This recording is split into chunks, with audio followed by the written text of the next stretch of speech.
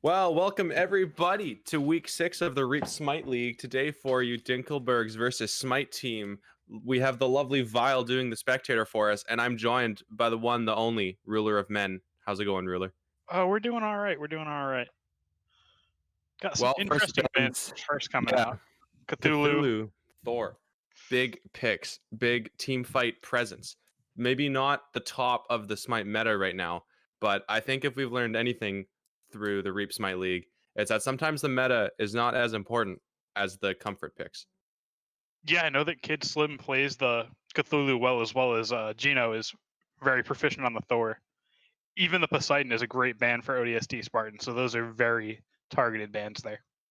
Targeted bans and researched bans, even potentially coming out here, and Yamoja being banned here for the boys in red. Another very strong and arguably a top pick for Smite right now. Yamoja super strong.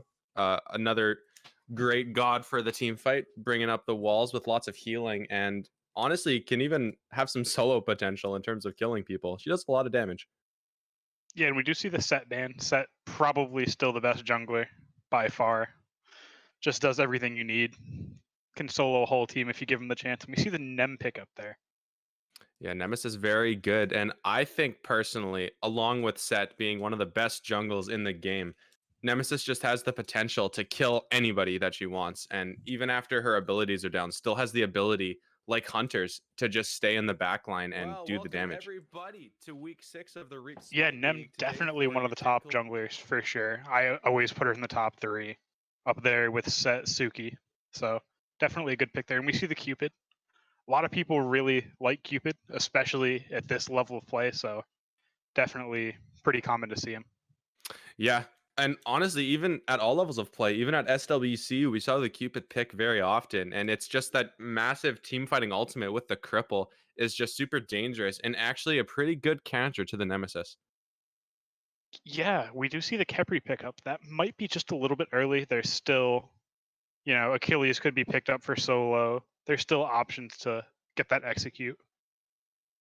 The Execute is definitely still available, and the Guan Yu still available, locked in there by Big Donkey. And Guan Yu, I have to say, is a terrifying solo laner to play against. And it's very good into the Cupid as you have that CC immunity to just run at the backline. And there's not very much you can do about it. You have to wait for him to be off of the horse. But then after that, I mean, if you've used anything to get away from him, well, here comes the Nemesis. So a crazy amount of dive coming out here from the boys in blue so far. Yeah, we see them pick up 2 CC immune ultimates after that Cupid pick. So definitely respecting that, saying, you're going to go into that Fields of Love? Okay, I don't care. I'm going to go right through them. Yeah, it's interesting that they prioritize the Hachiman so early. Like you say, wanting to get that CC immunity for the lane matchup. And Chang'e being hovered here. And we've seen a healer meta develop as we normally do as the Smite season progresses. But cancel that, locking in the Jormungandr. Something you don't see very often. After they nerfed his auto attack passive early on, he hasn't really seen very much love in that solo lane, but locked in here. I mean, he's definitely still solid, but there are other lane bullies that are just much better at this point. Comes to mind Guan, Kakulin. There's just other better picks for that lane bully style. Absolutely better picks, but the good thing for the Jormungandr in this matchup in particular is his passive does not get procced by Guan Yu whatsoever, as far as I know. So that is one thing Jormungandrs have to be careful of, is if they play against something like you mentioned, a Kakulin or even a Sobek, something that can proc that passive a lot and just completely win the trades, as Jormungandr is going to take much more damage. Yeah, that is definitely a good option. Guan Yu certainly does not proc it. Nobody on the team does yet, as a matter of fact. Good point. Good point mentioning that. Jormungandr has nothing to proc his passive so far. The Hun Bat's another one very good in Jormungandr. And just another big team fight ultimates. I mean, so far you got a Cupid, a Jorm, and a Hun Bats, all characters that really do well in these late game fights. And I think something you see a lot in Smite nowadays is these games are lasting long enough where even if you pick a super late game composition, you can normally get your team to that spot and have a chance regardless of how far down you are. Yeah, I mean, it all just depends on your playstyle. If you can pick that late game team comp and just stay slightly behind in the early game, you can really just go absolutely insane in the late game. And Hell being hovered here for Chernobog. And I have to say, Hell is a fantastic character to play against a Khepri, a Cupid, and a Hun Bats, but it's super reliant on having that proper positioning. And speaking of proper positioning, Morrigan being locked in here now for Smyte Teem. And I have to say, Morgan has some fantastic ultimate choices here. I mean, you could transform into a Guan Yu, a Hun Bats, Cupid, even a Khepri could be a situational transformation here.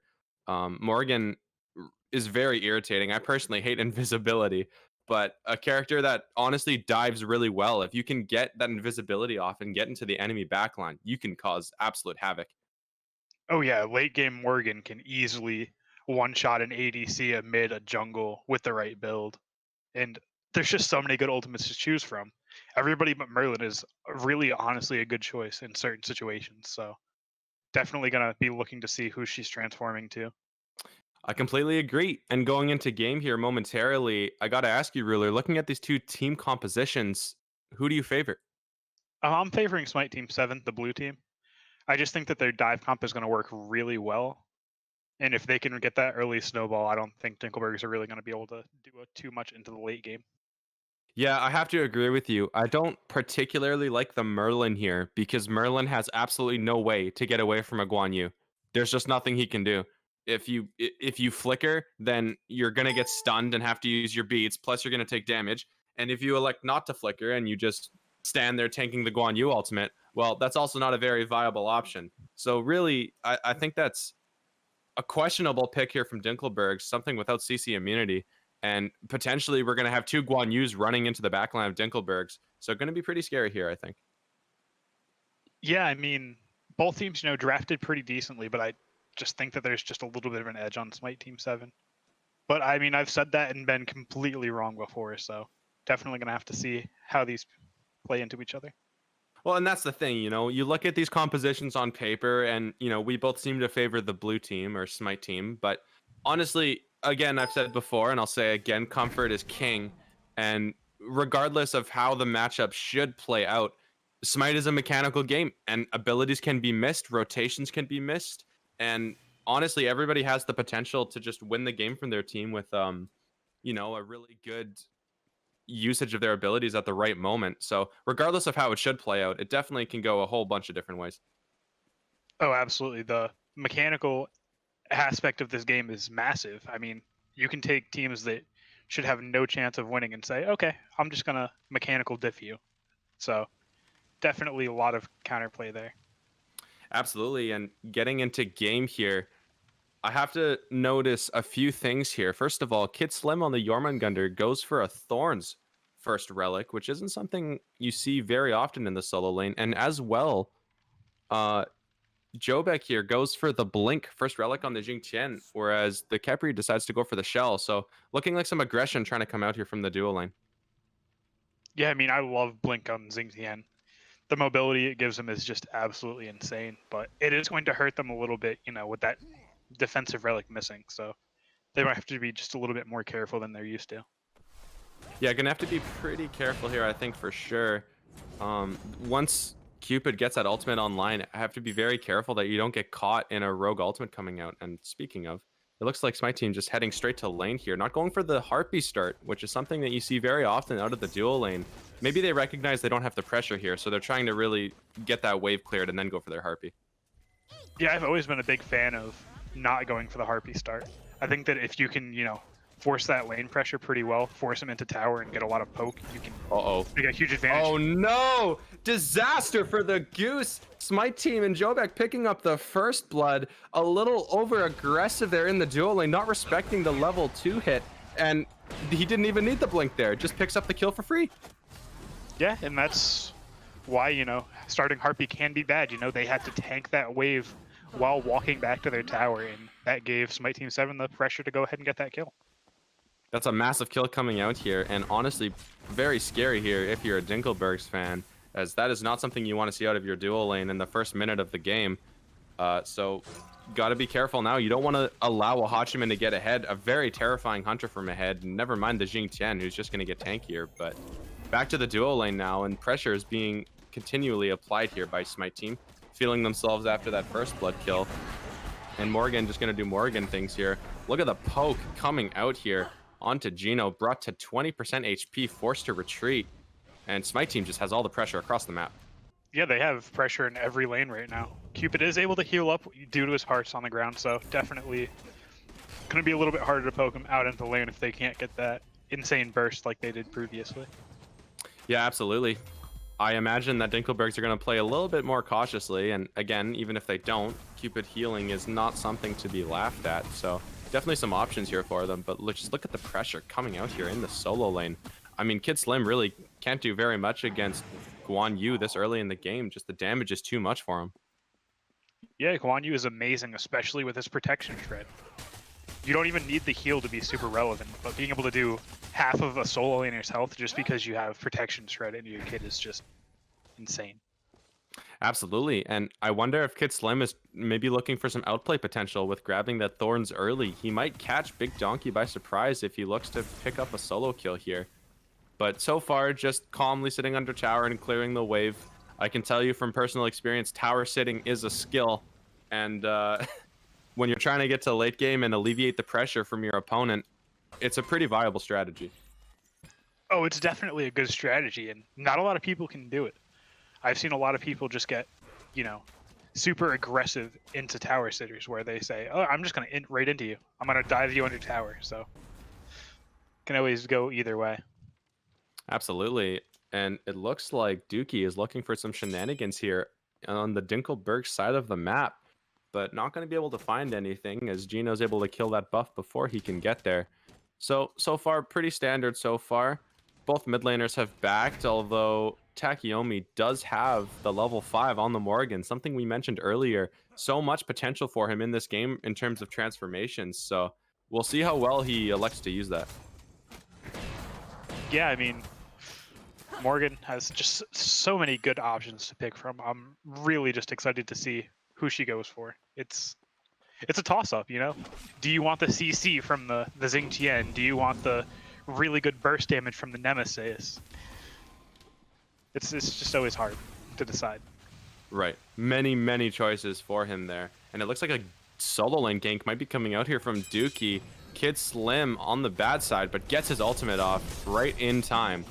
About to get killed there by Dookie, but able to get out just beforehand.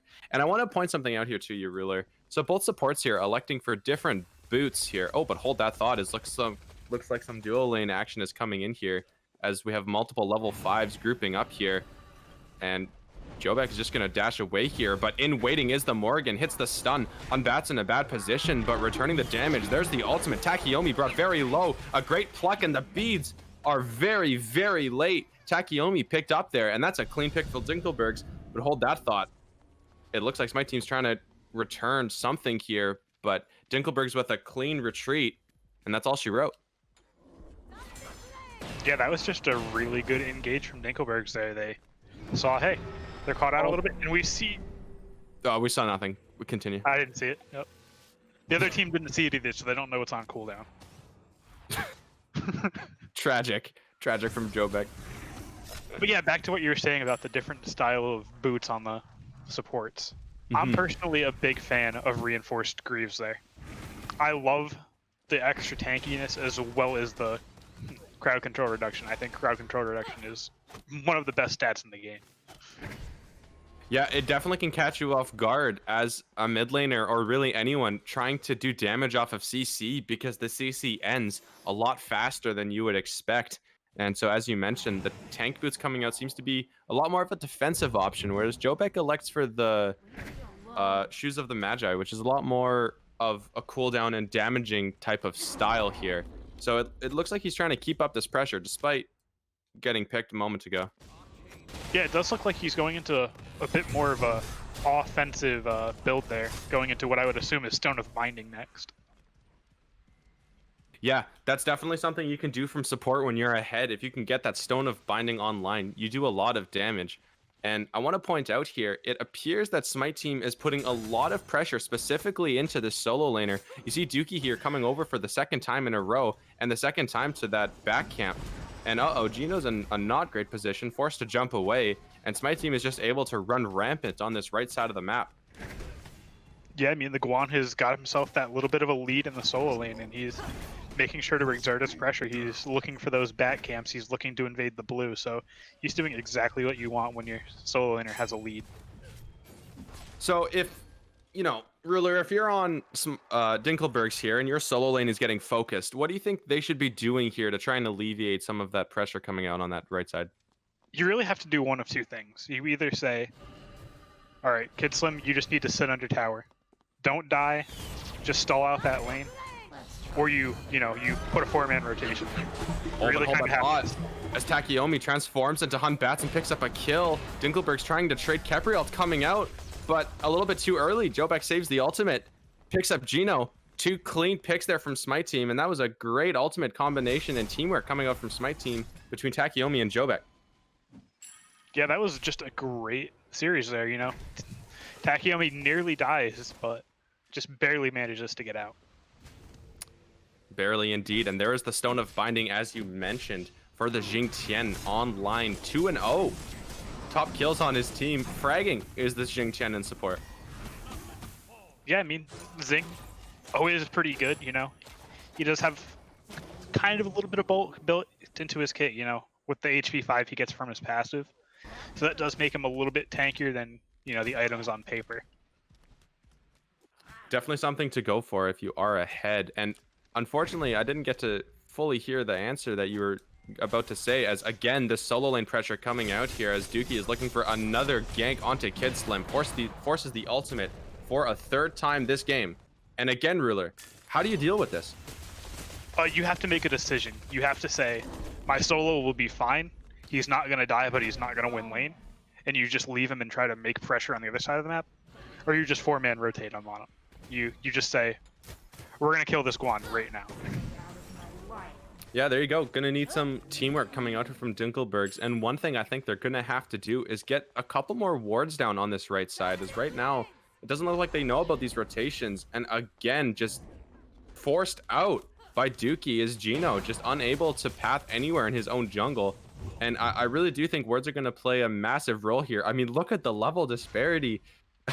Gino is a level down to the Jingchen support, can't even look at him. Yeah, and that's really just a lot from that Guan just getting that pressure in solo. They're able to contest those back camps, and Jingchen nearly soloing the Hun bots here. I was gonna say, look at the damage coming out here. Poor Gino can't even do anything, and he needs rotation here to try and kill a Jingtian, but I don't think he's falling anytime soon. In fact, maybe happy to take the 3v1 as he's looking for Gino, pluck back into some Merlin damage, but laughs it off as he's only taken, what, 20%, and just walks away. Yeah, and he forced 4 people to stay on that right side of the map. Gave his entire team free reign of that left side of the jungle. Yeah, and you can see it. The camp got stolen there on that left mid camp. So a 3-man rotation for a Jingtian costs them as they lose some farm in trade.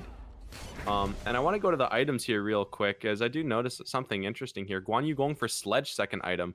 Definitely a really strong item, and ever since its introduction, something that's picked up very, very often by solo laners. And, Ruler, what is it about this item that makes it so strong? It's just an insane bruiser item.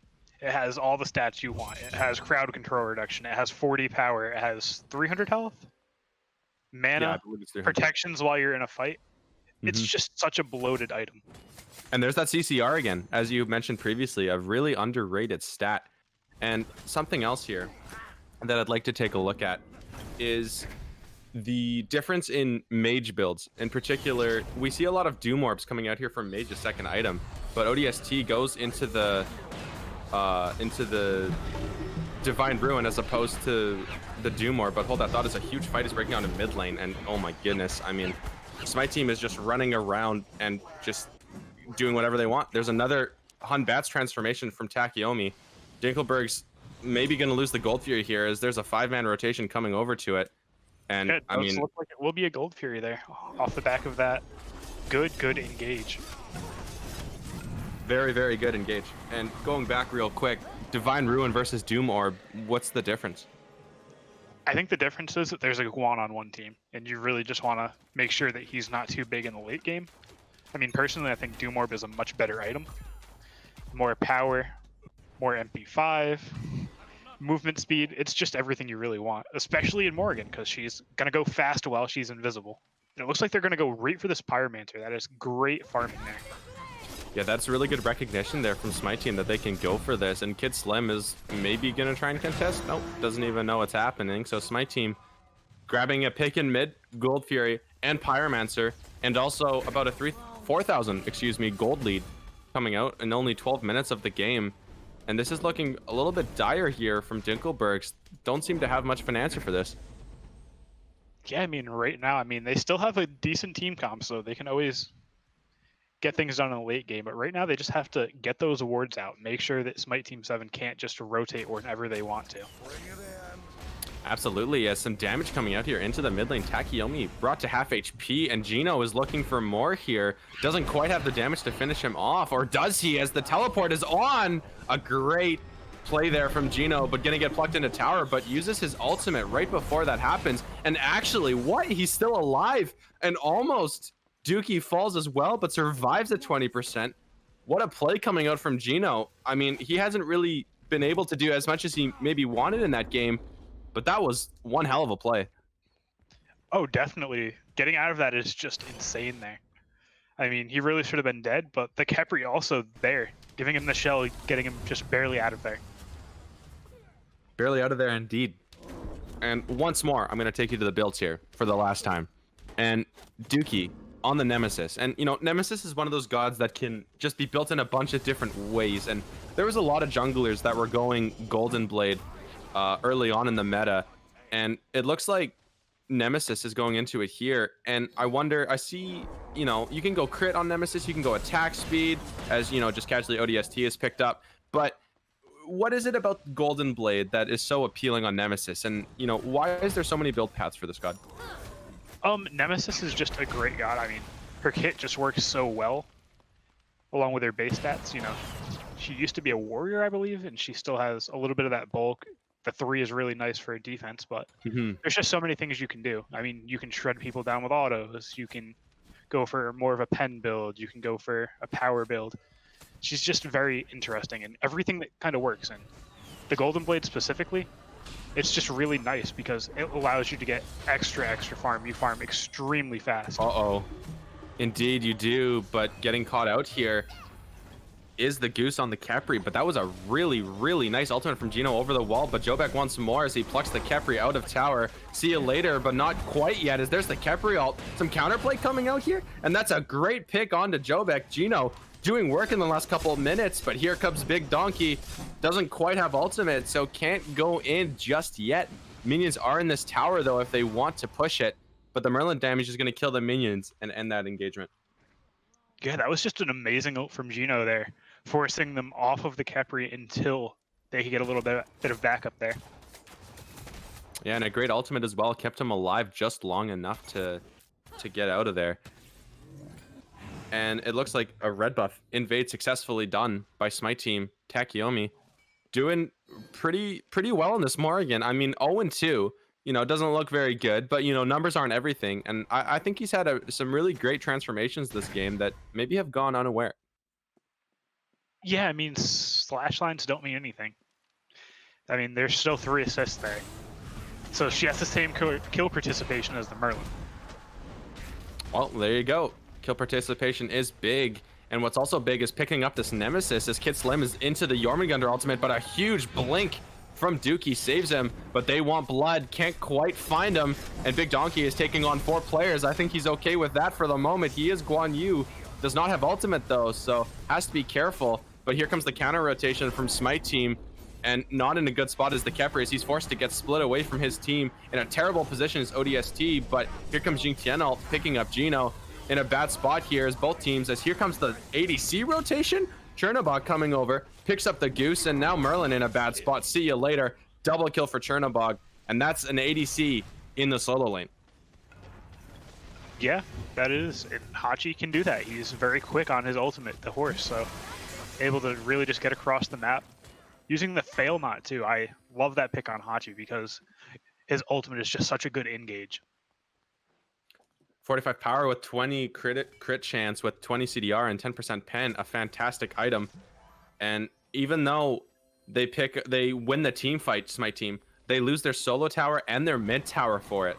So honestly, maybe an even trade coming out, but they're gonna pick up this Gold Fury most likely. So I guess you could say it's certainly favored here for Smyte Teem as an engagement coming out here. Cupid ult is forced and Dookie brought to half HP, but happy with that trade as the Cupid ult is down. And Smyte Teem looking to disengage. Yeah, and I mean, they should be able to disengage. I mean, it's only the 2 tanks there at the moment, so they should be all right with that. And I mean, 3 for 1, 2 towers for Gold Fury, those aren't bad trades for either team. No, they're pretty even. And we mentioned earlier about a 4,000 gold lead, a 6,000 gold lead now. So a 2,000 increase since we last mentioned it. But that's honestly not that bad coming out from Dinklebergs. I mean, the pressure coming out from Smyte Teem has been immense. So they've honestly done a pretty good job here of staying in this game. Yeah, they've been playing really well. They've gotten a lot of really good counter engages, which is normally what you see from Smyte Teem 7. They're probably one of the best teams at counter engaging. So definitely interesting to see them more in the driver's seat on this one. Well, it looks like teams grouping up here on the right side of the map. Pyromancer started up here by Smyte Teem, getting taken down very quickly, and Dinklebergs are not even close. So that's a free Pyromancer for Smyte Teem, and they might be looking for more here as Fire Giant is the next big call, and Cupid is on the other side of the map, so not going to be able to influence this fight whatsoever. But so far, nothing going on too far. Smyte Teem just, you know, looking around, seeing what they can pick. What can they get away with? Get some wards out. But Kislem's going to have his ultimate forced here, which is honestly not ideal, as now their Fire Giant defense is going to be a lot worse, as that Jormungandr ultimate has so much displacement. Yeah, I just think it's going to be really hard for either team to commit to a Fire Giant without a lot of picks. Neither team has the secure you really want for it. There's no huge mage ultimate to throw on top of it. Very true. And now teams on the right side of the jungle looking for picks. Smyte Teem have the aggressive positioning. They have their wards where they are, and there's a root coming in from Jobek, and there's the Guan Yu ultimate. Kepler being brought very low. The Cupid ultimate unfortunately hits nobody. There's the Hun Bats ult though, doing a lot of damage, but the big return. Dookie's on a killing spree, and unfortunately Chernobog's also on a killing spree.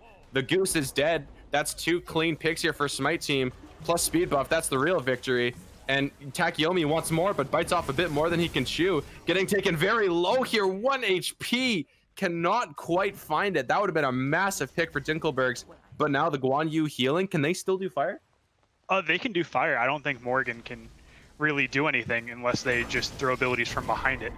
It looks like they are going there to do that. Well, Fire Giant contested now and uncontested by the Dinklebergs, as it's going to go down for free here. 19-minute Fire Giant. Smyte Teem have a great team fight there. And what was it about that fight that just went so wrong for Dinklebergs? They just didn't have the wards there. They didn't really see anybody coming. You know, Smyte Teem 7 came in from 2 different angles, and that really caught them off guard. Yeah, I think the Jingtian going in on one side and Guan Yu ulting from behind was really a problem for them. But, I mean, gonna get some trades. Trades are important or not, as Dwaggon Menz is gonna back and not pick up that dual lane tower unless Winions do it for him. They're trying. This is the real race. Clink, yes, they got it. Wow. Massive play. Incredible from our Cupid player, recognizing that the minions are strong enough, or Winions, we should say. As close. Now, Smyte Teem 7 grouping up on the left side. They have the Fire Giant, they have the experience, they have the gold, and they have the items. So looking to push in here. And I think they're just going to go for these left 2 towers. And then, you know, do you think it's valuable here to go for a Phoenix, or should they just wipe the towers first? In my opinion, towers are king. Unless they can get a huge fight over here and wipe 3 people, there's no need to go for the Phoenix. Getting the towers down is going to give a lot more of a golden XP swing. All right, well, here we go. The T2 siege is on, but Gino is to the side with the Hun Bats ultimate primed and ready. They do not have wards on this side, but a good root coming out from Jingtian stops that in its tracks. A clean disengage here. And, man, I have to say that's a wasted opportunity there from Dinklebergs. I think Kid Slim goes in too early, but here comes Big Donkey with a 2-man stun. Damage coming out. Oh, the crits. Cupid is gone, but a 5-man Hun Bats ult doing all the damage, but here comes a counter Hun Bats ult. Takeyomi picks up Gino, and they have nothing left, are the Dinklebergs, as the Fire Giant plus Guan Yu healing, and that's the end of the fight. Yeah, I mean, it's still 3-on-5. They are still looking to defend this tier 2, but it's going to be difficult. Nah, I don't think they're going to realistically be able to defend this. I think at this point you just look to split the map and get some farm elsewhere. I mean, the second this next wave comes, they're coming in, and here it comes. Here comes the next wave, and here comes Smyte Team 7. They have the healing, they have Fire Giant. Here they go. And here goes Jobek with the blink, looking to get the ultimate, gets the flicker from Merlin, and grabs the Khepri. Jormungandr deleted. Khepri deleted. Tower deleted. Just, I think, an overstay from Dinklebergs. That's a Phoenix call. Should be. Well, People are starting to go up, though. They have minions coming in, and some damage coming out here from ODST Spartan, but just not enough damage. You see, he's got Divine, but no percent pen just yet, so Big Donkey is not going anywhere. And that's 2 towers down. That's a clean fight. And now it looks like they're going to head to this Oni Fury, keep up this pressure. Oni Fury is so valuable in these late game, late games. They have the Fire Giant. They have Onis pushing now. They really have a ton of pressure on the map, and I'd love to see them be able to use it. Well, I'm sure they're going to have a huge amount of gold in hand, so they're going to finish off these items. Glad Shield, Pestilence picked up here, wards, and looking at the player damage charts, honestly, I find it surprising that a Nemesis in this game actually has the top damage. It's not usual where you see a mostly single target damage assassin topping the player damage charts, and I think that just goes to show you how well Dookie is playing this game. Yeah, he's playing phenomenally. He's 4-0-5, 9 kill participation out of 14. That's huge. Doing very well for himself here as they're running up the right side, and they're doing it quickly, which is great because you really want to be able to use these Oni waves to put pressure on the enemy. So being able to run in front of them is very good as they pick up that wave here. And Dinkleberg's going to grab that mid Oni wave nice and early, which is good for them, but they're going to have to trade their right tower for it. Yeah, they're going to trade out that right tower, and there's still going to be a lot of pressure from those left Onis. Oh my goodness, but Dookie's blinking in, but goes way too deep away from his team. Where are you going, Dookie? But to the gray screen, but here comes Big Donkey cleaning up the mess or not, as the Khepri ultimate is going to save him. A bit of a throw coming up from Smyte Teem. Oh, definitely some over-aggression. Dookie definitely feeling himself, had to get that 1 added to the stat line.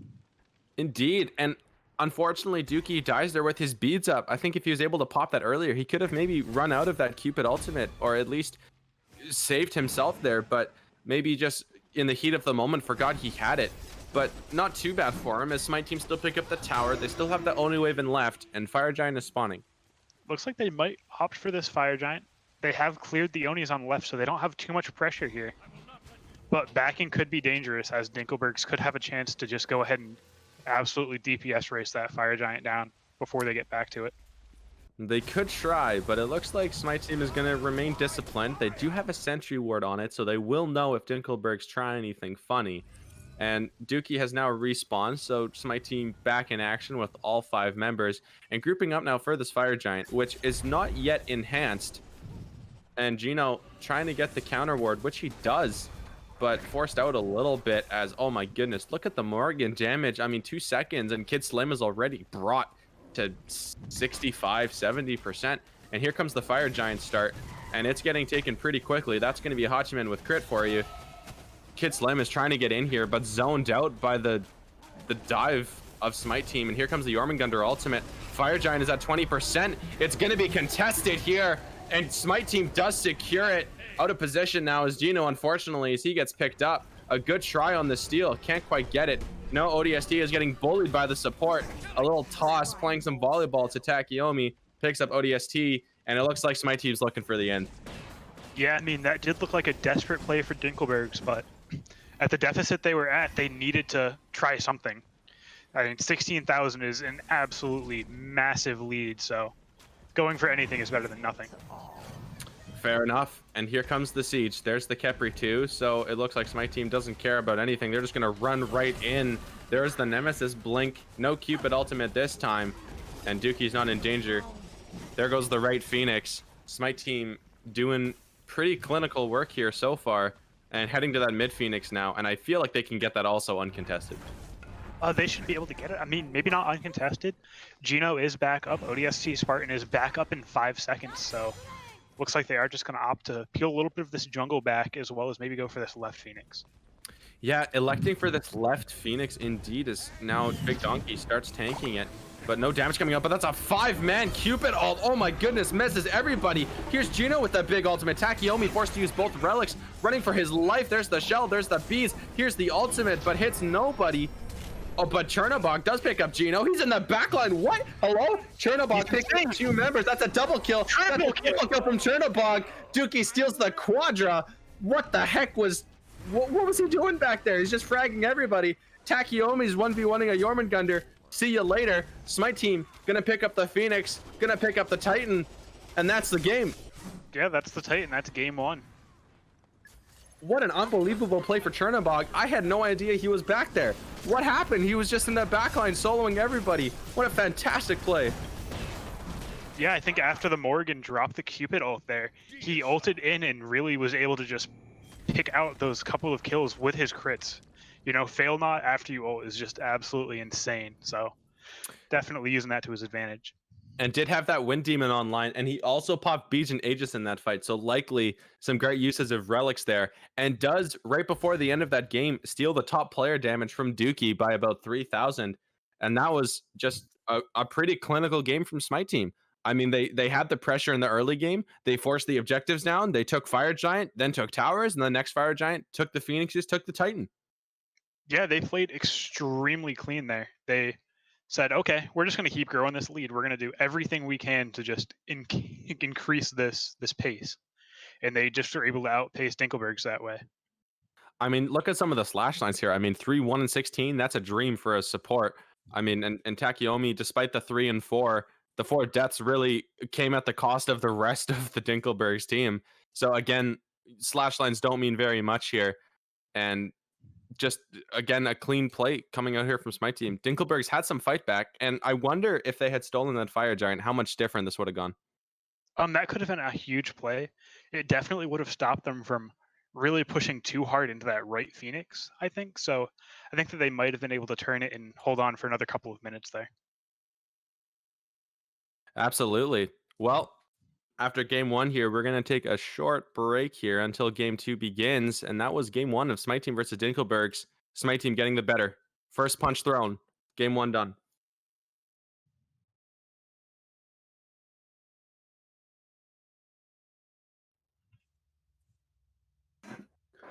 Well, welcome back, everybody, to game 2 of Smyte Teem versus Dinklebergs. Smyte Teem striking first, picking up that first game, and just an overall solid performance.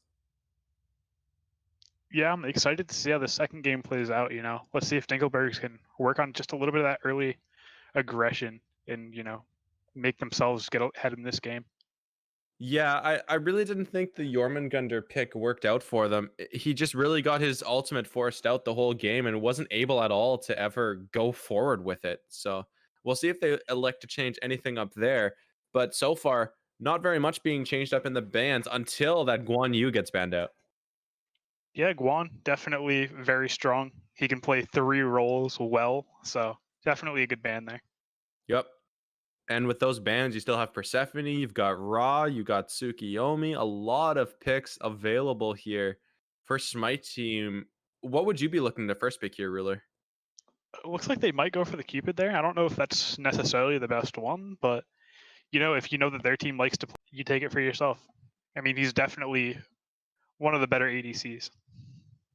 Yep, definitely feeling confident. And I think that's a great pickup here. And it looks like, by the way, we have Chernobog swapped out here for skills. So does that mean Takeyomi is playing ADC? I think Dookie generally plays ADC and skills jungles. It might even be skills mid with Takeyomi in the jungle, but either way, Chang'e locked in here for Dinklebergs and immediately followed by the Scylla. So is that a Chang'e solo? Chang'e jungle? I don't think anybody has the stones to play Chunga jungle like I do, but I'd love to see it. Well, we'll see if it's picked up here. I do have to say, though, I feel like that's a wasted opportunity picking the Scylla so early as you lose a bit of the flex potential of the Chang'e, as we just mentioned. But I guess maybe they think Smyte Team's going to high prioritize the Scylla, so wanting to pick that for themselves. Yeah, I mean, Scylla definitely a great pick. We see her in most of our games either picked or banned, so definitely a good choice to grab her early. And her secure on objectives is just so good. That is very true. And oh my, here comes the Iceman, the ice cream man, Ymir himself, gotten a lot of buffs. And I honestly think this god is crazy. And Kakalin locked in for some more solo lane pressure. Can't say I'm surprised to see that. But I I don't know. Like I love Ymir, but I mean right now there's a Scylla and a Robin, like, not gods that you would think to pick Ymir into. Yeah, I mean, definitely, those two aren't too great into him. Even Chunga can dance away the freeze, but that's a kill lane if I've ever seen one. Cupid Ymir, that's so much CC and damage. That's a kill lane. So you're gonna have to be extremely careful there. That is very true. So I would expect the ADC being picked up here from Dinklebergs is going to have some form of CC immunity.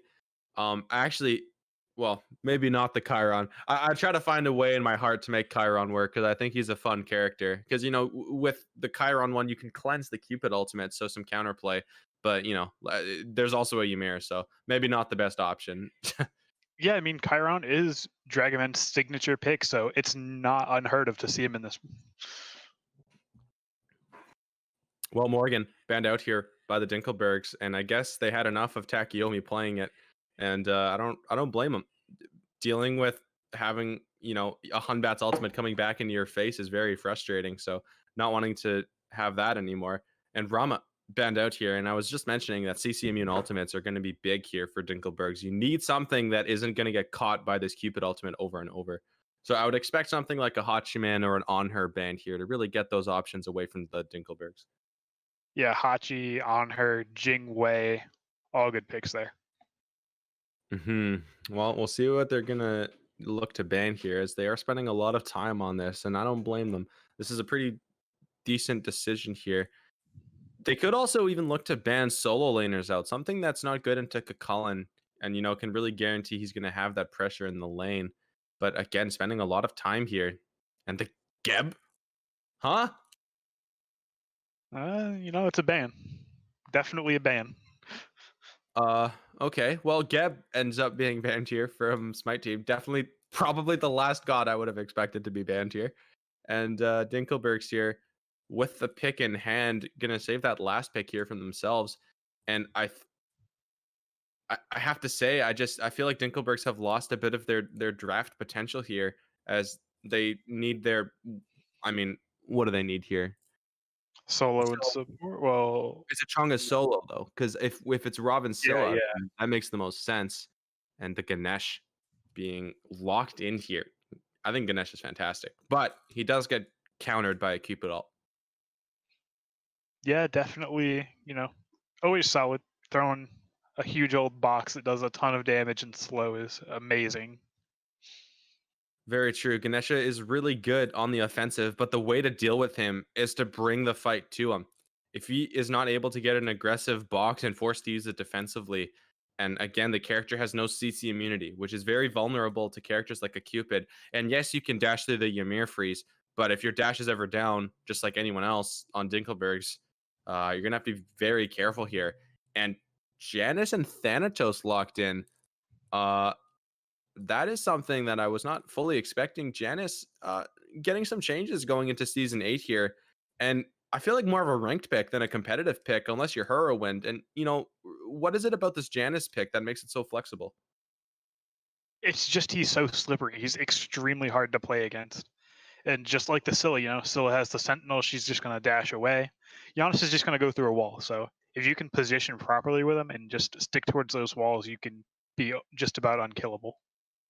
Yeah, I'd have to agree. Probably the two most safe hunters in all of Smite, or excuse me, two of the most safe mid laners in all of Smite, as both of them have long range dashes or portals and CC immune ultimates that can help them get away. And wow, Apollo, something super meta right now, and that I think both of us forgot about, but last picked here for Dinklebergs. Yeah, definitely a good hunter. Maybe even a better jungler. I think he's extremely good in the jungle, but you see him here as the ADC, and I definitely think it's a good pick. Being able to rotate all the way across the map. Maybe ult to a fire giant, ult to Gold Fury from solo lane. You just have a lot of mobility there. Yeah, a lot of mobility. And so it is looking like it is going to be the Chonga solo, which is something not seen very often. And what do you think? How does that matchup go against a Cucullin? I mean, Kakulin has the anti-heal in his kit, so he does have a little bit of an advantage there. He isn't going to be healing too much for the Chang'e anti-heal, but his Barb Spear will be pretty effective into her. I mean, Chang'e definitely good at stalling out that lane, but Hmm. Kakulin is just absolutely massive right now. I mean, we saw him in grand finals and worlds, and he was able to do tons and tons of work, so definitely a top solo laner right now. Very true. And I have to ask you, really, just like I asked game one, looking at these two drafts here, who do you favor? This one I would say is a little bit closer, but I'm still liking Smite Team's draft. They have a pretty good team fight, Cupid ult, Kakolin ult, and they also have the follow up. They have the Thanatos ult to deal with the tanks. Giannis can, let them all rotate very quickly, kind of as a pseudo Horus ult. So I could see a lot of big plays there. And we see triple blink. Wow. I mean, and I was about to say I also favor my team's draft, but if Dinklebergs is able to get off to a lead here, it's going to be monstrous. I think if Kid Slim, I think honestly this game is going to come down to the solo lane. I think if Kid Slim is able to have more impact this game on the Chang'e, if he's able to get big blink ultimates and Dinklebergs are able to engage the fight, I feel like they're heavily favored in any of these team fights. But I feel like on the opposite, if Donkey is able to get, a huge blink ultimate and just start the fight that way, I mean, Kid Slim is not going to be able to get a great ultimate off on the Chang'e. And I feel like that's going to be a big problem for him, as there's huge team fight potential here with the Thanatos, Janus, Ymir, Cupid. So I really feel like this is going to come down to the solo lane. Yeah, I could definitely see a lot going on in the solo lane, Kakolin versus Chang'e. But I'm also really excited to see how this duo lane goes out. I mean, Cupid Ymir is incredible. That's so much pressure, so much kill potential. And Dinklebergs is just going to have to be really careful. It is a lot of kill potential. I agree for sure. I do think though that Dinklebergs have a decent counter draft though for this, because yeah, I mean, Ymir has the blink here and maybe about to use it or not, but you know, with Apollo and the way his passive works in the early game with his double auto attack speed for those 5 autos, that provides a lot of damage that I feel like sometimes you forget about. And because Jobek doesn't have the shell and has the blink instead, there's some counterplay here, I think, from Dinklebergs. Like, they can make this work. Oh, definitely. And right now, Dinklebergs are off to a good start. They've gotten their Harpy down. Smite Team 7 hasn't, so they're already at a lead gold and XP wise because of that. Yeah, absolutely. And red team, they're picking up the red buff and some grouping up here from skills onto this left side, going for these oracles here. He could maybe look for a duo lane gank after this if he wants to, and heading over to this side, it looks like he's trying for it. Doesn't quite get spotted, I think, from Goose there. So they have no idea this rotation is coming. This could be really big here from skills. Here he comes, going in. A good silence. There's the scythe. Apollo brought very low. And there's the heart bomb onto him. Not quite enough to kill him. Half HP. And gonna get out there with 10% as Dragonman's. Yeah, that's big that he gets out there. I mean, that really should have been a kill, but the Ganesha just did such a good job of peeling and forcing them to stay off of him. And I want to say it's kind of big brain or big balls to not use the shell there from the Goose. Holds it, recognizing his ADC is not in danger and able to get out there without having to use it, which keeps that outplay potential in that dual lane. And purple buff is spawning, so Smyte Team here might look for it. But across the way in the solo lane, Kid Slim is doing, I feel like, a lot better this game in dealing with Donkey on this Cucullin. I mean, we saw it there. He was brought super low and forced to retreat here to his blue buff. Yeah, I mean, just looking at their Warrior Blessing stacks, so Chang'e's been able to do a lot more. 7 stacks opposed to the 2 on the Cucullin. Yeah, doing a lot of work there in the solo lane, so that's good. But across the way, my team steals that purple buff, and that's not a great look. You don't want to lose too many of those. I think in a lot of ways, stealing the purple buff from an ADC is more valuable than a red buff from a mid laner. Just Yeah, I would for the say fact that you can't box anymore, because I mean, you still have Apollo passive, which is something, but losing a lot of that normal attack speed. yeah, I mean, purple definitely really big for that duo, you know. It's much more of a 1v1 oriented lane compared to mid, where you're generally going to have 2 or 3 people there when you're looking for fights. But it looks like they might go for this red invade here, which would be an absolutely big move. Really taking away their entire jungle, getting timers on it, which is absolutely massive for a jungler.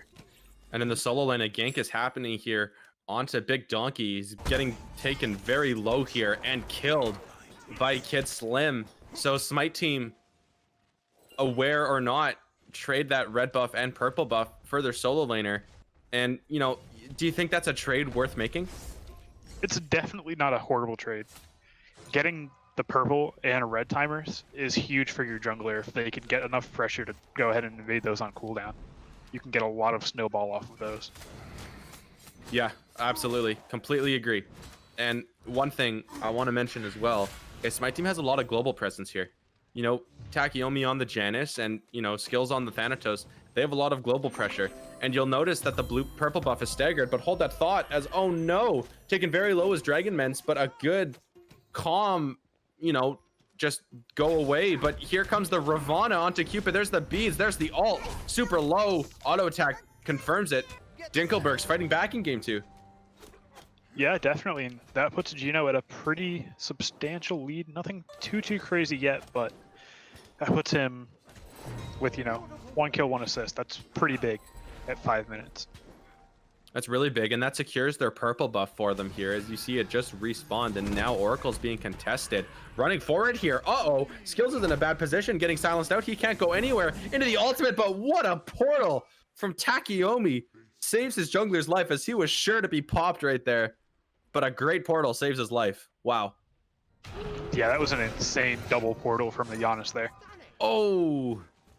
Kid Slim just off the mark there with the Chang'e ultimate. That would have been very good. Not quite able to find it though. And totem diff is a thing. So really, Big Donkey's won the game already. Yeah, I mean, I've seen the graph. I don't know if you have, but season 1, we put together a graph of, you know, totem to win correlation. Mm-hmm. Yeah, And it's just more totem, more win. It's totem diff. It's a real thing. It's just like bonk diff. You know, if you have a bonk ability, you have to say bonk. And speaking of bonk, here comes Skills over to the solo lane, trying to apply his bonk, but instead runs away. Fair enough. So that blue buff invade goes into nothing. And so far the game has been relatively even. I think it's fair to say Gino has looked a lot more maybe comfortable here on the Ravana. He's definitely been able to influence the map, I feel, a lot more freely on this Ravana, just feeling himself a little bit. Yeah, I mean, we say that, but at the same time, Smyte Teem has just been taking this jungle on cooldown. Oof. Barely not able to get that red buff steal, and a portal to safety goes Skills. And so far in the duo lane, it's been pretty even. In fact, across the map, it's been pretty even. As you mentioned, despite the fact that Gino has been around the map causing havoc, and here he comes again into this duo lane. No idea is the Cupid player, brought very low. See you later, Gino. That's the second time, but Skills with the counter rotation picks up Dragon Men's, and that's a great adjustment there from Smyte Teem. And specifically from Skills to recognize that his duo lane is getting ganked. It happened last time, but this time I'm going to be there. Yeah, and they were able to trade out 1 for 1, and, you know, looking at the kills, the gold is actually in favor of Smyte Teem. Wow. Yeah, that's a good point. And like you said earlier, I think it's really down to these buff invades. But in mid lane, it looks like a fight is going to break out on these right mid camps, as Takeyomi has no mana and gets his last portal away, but right into the path of Gino. See you later, Takeyomi. Gino is everywhere. Yeah, he's been everywhere. That's 3-0-1. That's all 4 kills that he's been a part of. Just really doing a lot better this game, feeling a lot more confident. I don't know what happened between game 1 and game 2. And despite the fact that Smyte Teem has the lead, I feel like Dinklebergs has all the momentum. Yeah, Smyte Teem has been farming better, but Dinklebergs has really been pushing their fights. You know, they've really been putting that pressure on the map as opposed to just golden XP, because being able to fight better is definitely more valuable than having a little bit more gold. Yep, I completely agree with that. And Smyte Teem just doing some work here, but here comes the Cullen ultimate. Kidslim's in a bit of trouble here. Uses the dash, and Donkey just had to wait a second longer. A little bit of mind games happening there. Had to wait a little bit longer for that Chang'e dash, and he would have secured the kill. But getting the totem diff is better than the kill, unless he dies himself looking for it. And now here comes Gino to the solo lane. Kidslim went a little bit too far, but a great stun, a great 3. Oh my goodness! No. Just off the mark is Takeyomi, but he wants blood. Goes through the portal, looks for it, off the mark, and danced away by Kidslim. But he's not done. Here comes Skills. He's in the air. Can he find the ultimate? Blink away from Kidslim, but there's Takeyomi with a portal. You have Blink, I have portals. I'm the god of it. And you're at the gray screen. Banana too. It's a lot of movement. That was pretty insane. A lot of buffers being used there, dashes or blinks, so to speak. And that's a huge commitment into the solo lane there from Smyte Teem. But they pick up the kill, and Skills is gonna pick up this tower along with the help of his solo laner, despite being at 1 HP. And I feel like all the pressure just shifted to Smyte Teem now. I mean, they have a 1400 gold lead after just one play there in the solo lane. And man, this Janus pick is getting a little bit out of control here. Just running across the map, farming. He's got a level lead, and Takeyomi's putting in some work. Yeah, he's been really using the Janus to his full potential, making sure to rotate as much as he can, and that's what you need to do. You have the crazy movement option, you have to use it, and he's been looking to be everywhere where there's a fight, so he's doing a great job there. Yep, a great job indeed, and goes for Chronos Pendant into Purple Boots. And already, I think that's an excellent choice here. You don't really need the Shoes of Focus, because just with Mage's Blessing and that Chronos, you have 30% CDR. And Gino just gonna hop over the red buff wall, try and steal it, and cannot. But yeah, I think Janus is one of those gods where you can definitely build him in that cooldown style, or you can just go for a simple power build. I think both are pretty viable. But yeah, I love the god. I love Janus, man. Yeah, I'm a big fan of the cooldown on Giannis. Being able to just constantly portal through walls way faster than anybody thinks you should be able to is just rude. It is very rude, and only getting buffed for Season 8, I can tell you from experience. If you suck at hitting your 2s, well, now you can't miss it. It's essentially a rectangle. But some grouping up here from Smyte Teem around this Gold Fury, as the solo laner in Big Donkey has made this rotation. He has that Mystical Mail online, which is super irritating to deal with, I can tell you. And this Gold Fury is being pressured as Takeyomi is hovering on the left side. That's the Scylla 3 down. Almost gets caught there by the Unstable Vortex, but just off the mark. And heading back now and starting up the Gold Fury. Dinklebergs are in a bit of a reserved position, not forward enough. And they're not even looking to contest. They're just too far back, not having the confidence maybe, but that's going to be a free Gold Fury, uncontested, despite a group up before. Yeah. And right now we're seeing Smyte Teem grow a lead from a deficit in kills. It's just been their farm. I mean, they've just had the better macro decisions, I think, through this game. And despite the fact that Gino appears to be popping off, it's not quite enough for them. They've had their buff stolen a few too many times. Earlier, we saw Kid Slim getting picked there from a huge rotation. And that's the global presence that Smyte Teem and, what we talked about. Because even if you have this, your junglers ahead, well, you're not going to out-rotate a Thanatos and a Janus. And I thought, we saw a great use of it before. Yeah. Another thing I'd love to talk about is the Cohen's build. That's a Mystical Mail into a Chang'e. There's no respect there. No respect at all, and the Goose gets picked up there. There's the Scylla ultimate, hits both players, both stuck in a box. Here comes the Apollo onto the back line, dashing in the Mez, but does find the kill. Wow, I didn't think he had the damage for that, but does. Dinklebergs fighting back here, picking up 2 kills for 1, and that's a great counter rotation there. And you know what? I did forget about this, but they do have an Apollo. And despite the Janus and Thanatos, Apollo technically has a better global. Yeah, Apollo for certain has the global unlock comparatively. And they do go right for that Pyromancer, which is absolutely... No! No! The Giannis snipe! That's insane. Oh, that is such a feels bad for Dinklebergs. Oh no, the morale just it just dies and calms. Everyone just goes, oh. Gold Fury is stolen there by Takeyomi with a fantastic ultimate. Great timing there required and awareness. Yeah, they have the ward there. They saw that they were there. He waited till it was getting a little bit low, and then just threw the ultimate and hope for the best, and managed to get it. So that's going to put his team even further ahead off the end of that bad fight for them. That is such a feels bad if you're on Dinklebergs. Oh man.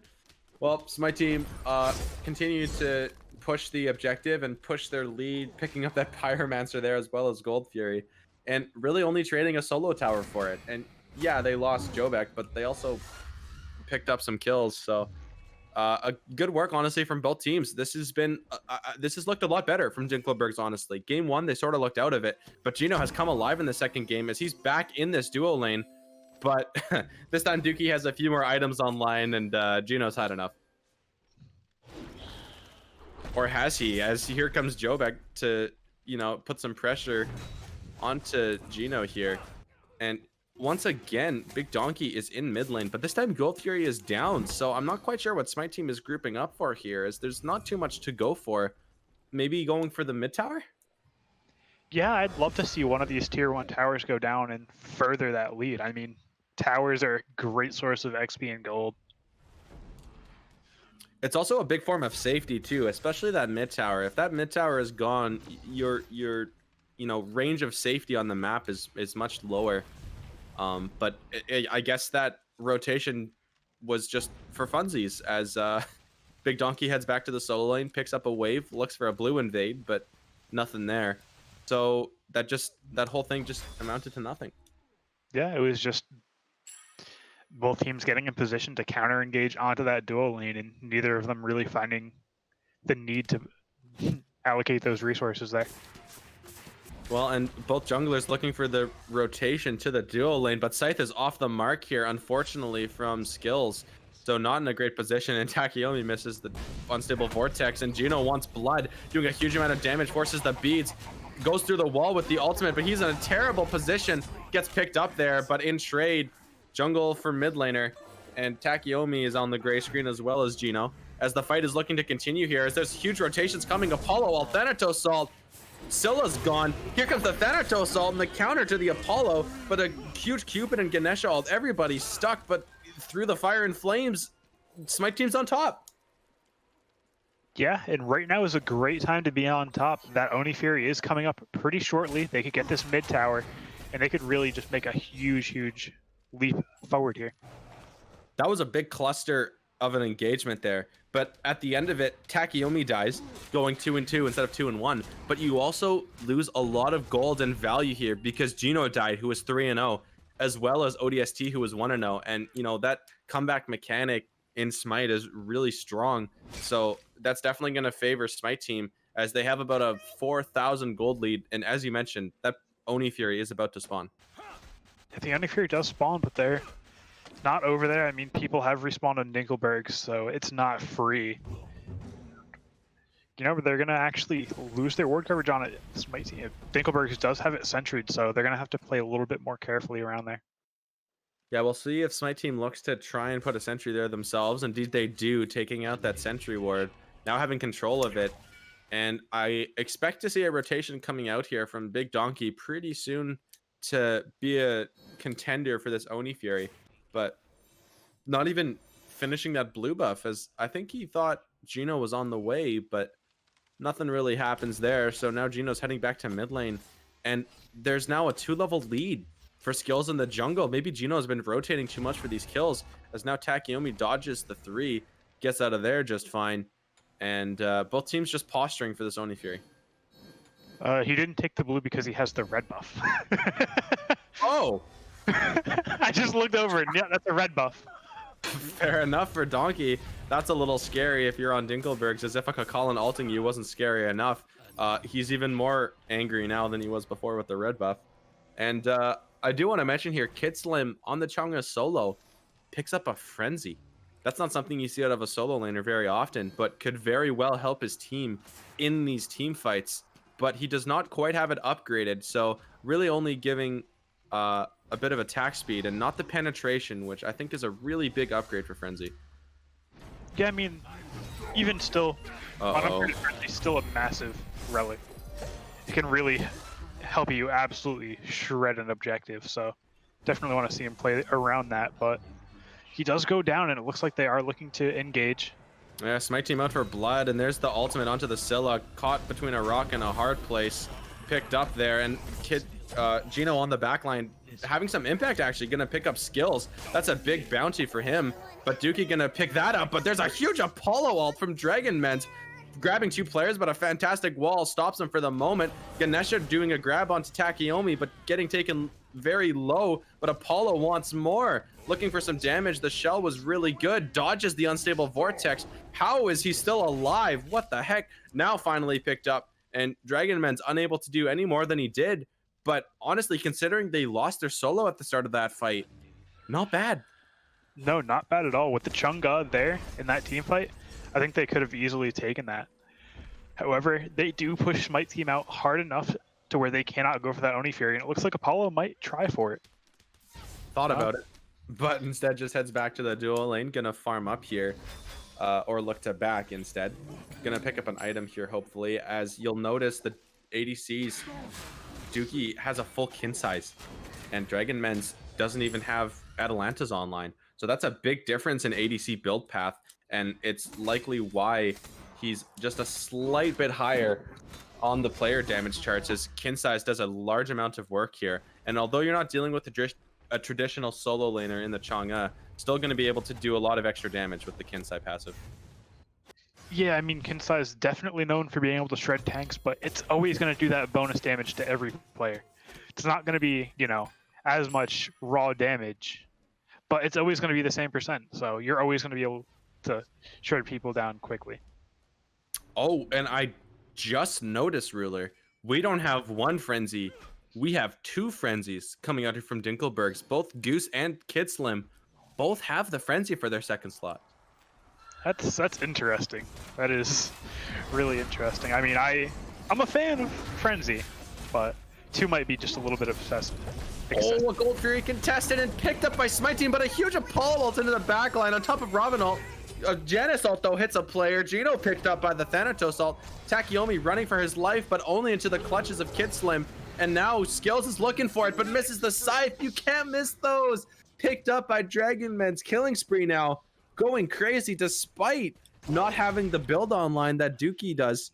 And now Dinklebergs have all the pressure, and despite these Oni waves running at them, they're just going to push this tower. Yeah, they're just going to take both Oni waves out on left and mid. Leave those right ones for a little bit, but they are looking to take down this tower. They don't have an ADC there, so it's going to be a little difficult. It looks like the Cocoon might be able to defend it on very low health. Yeah, well, it does indeed save that mid tower, but not going to save that dual lane tower, as there is a hunter in this lane. And Dragonmans has gone crazy in the last 10 minutes, really doing a lot of work, but Takeyomi doesn't want to let him go. Doesn't quite trust himself, though, to go through the portal and try and find him, and barely gets out of there as Dragonmans, and Takeyomi just hit 18. Yeah, and just going to see everybody just going back to normal. Smyte Team gets the Onis, but they're not able to do anything with them as they lose 3 members because of it. So definitely good plays from both of them, you know. Smyte Team saying, okay, we can get this Oni Fury before they can contest it, but great on Dinklebergs for saying, it doesn't matter. I'm just going to continue to run at them after. Yeah, just the W key is the best key in all of your keyboard for Smite game. And that was a fantastic ultimate there from Gino, and Dragonmans at the same time diving onto that backline did so much damage. And despite Takeyomi getting an ultimate off onto Dragonmans, it wasn't quite enough, and he was still able to run forward. And unfortunately, Skills missed a crucial scythe in that team fight, and that's all she wrote. I mean, you can't lose value like that. Yeah, that is Thanatos in a nutshell. You miss one scythe in a fight and you just die because you don't have that huge damage and healing. Uh-oh, and Dragonmans goes a little bit too deep here. Skills forces the ultimate out just by walking over. Dragonmans doesn't even know for a fact he's there, but hold that thought, Dinklebergs are on the Fire Giant. Hello? They realize there's a huge rotation to try and pick him up and just heading straight to the objective, looking to burn it down, but they don't have a hunter, so this is not going down There's an quickly. Apollo! Never mind, there's the hunter. There's the Ganesha ult. There's one frenzy. Where's the second frenzy? Where is Smyte Teem? Smyte Teem looking to get here in time. Are they able to? No, Dinklebergs grab the Fire Giant. A clean disengage, but there's the Gen Assault. They don't want to let them out for free, and certainly Goose is not getting out for free. Dookie picks him up. What a fantastic call from Dinklebergs, and they get out, well, almost scot-free. Yeah, I mean, trading a support for a Fire Giant, definitely worth it all day. 100%. And now Dinklebergs, despite being, well, it's not even, I wouldn't even call it a gold lead. It's just gold. But here comes Skills into the ultimate. They're trying to make a play here. Down onto the Chang'e, but misses the Scythe once again. Oh no, Skills. Taken down very low. Barely gets out. Cupid ult used for Peel. And that is... Frenzy there. Chang'e popped a Frenzy on Thana. Oh. Went for it. Really wanted to get there. Really wanted Skills dead. And just...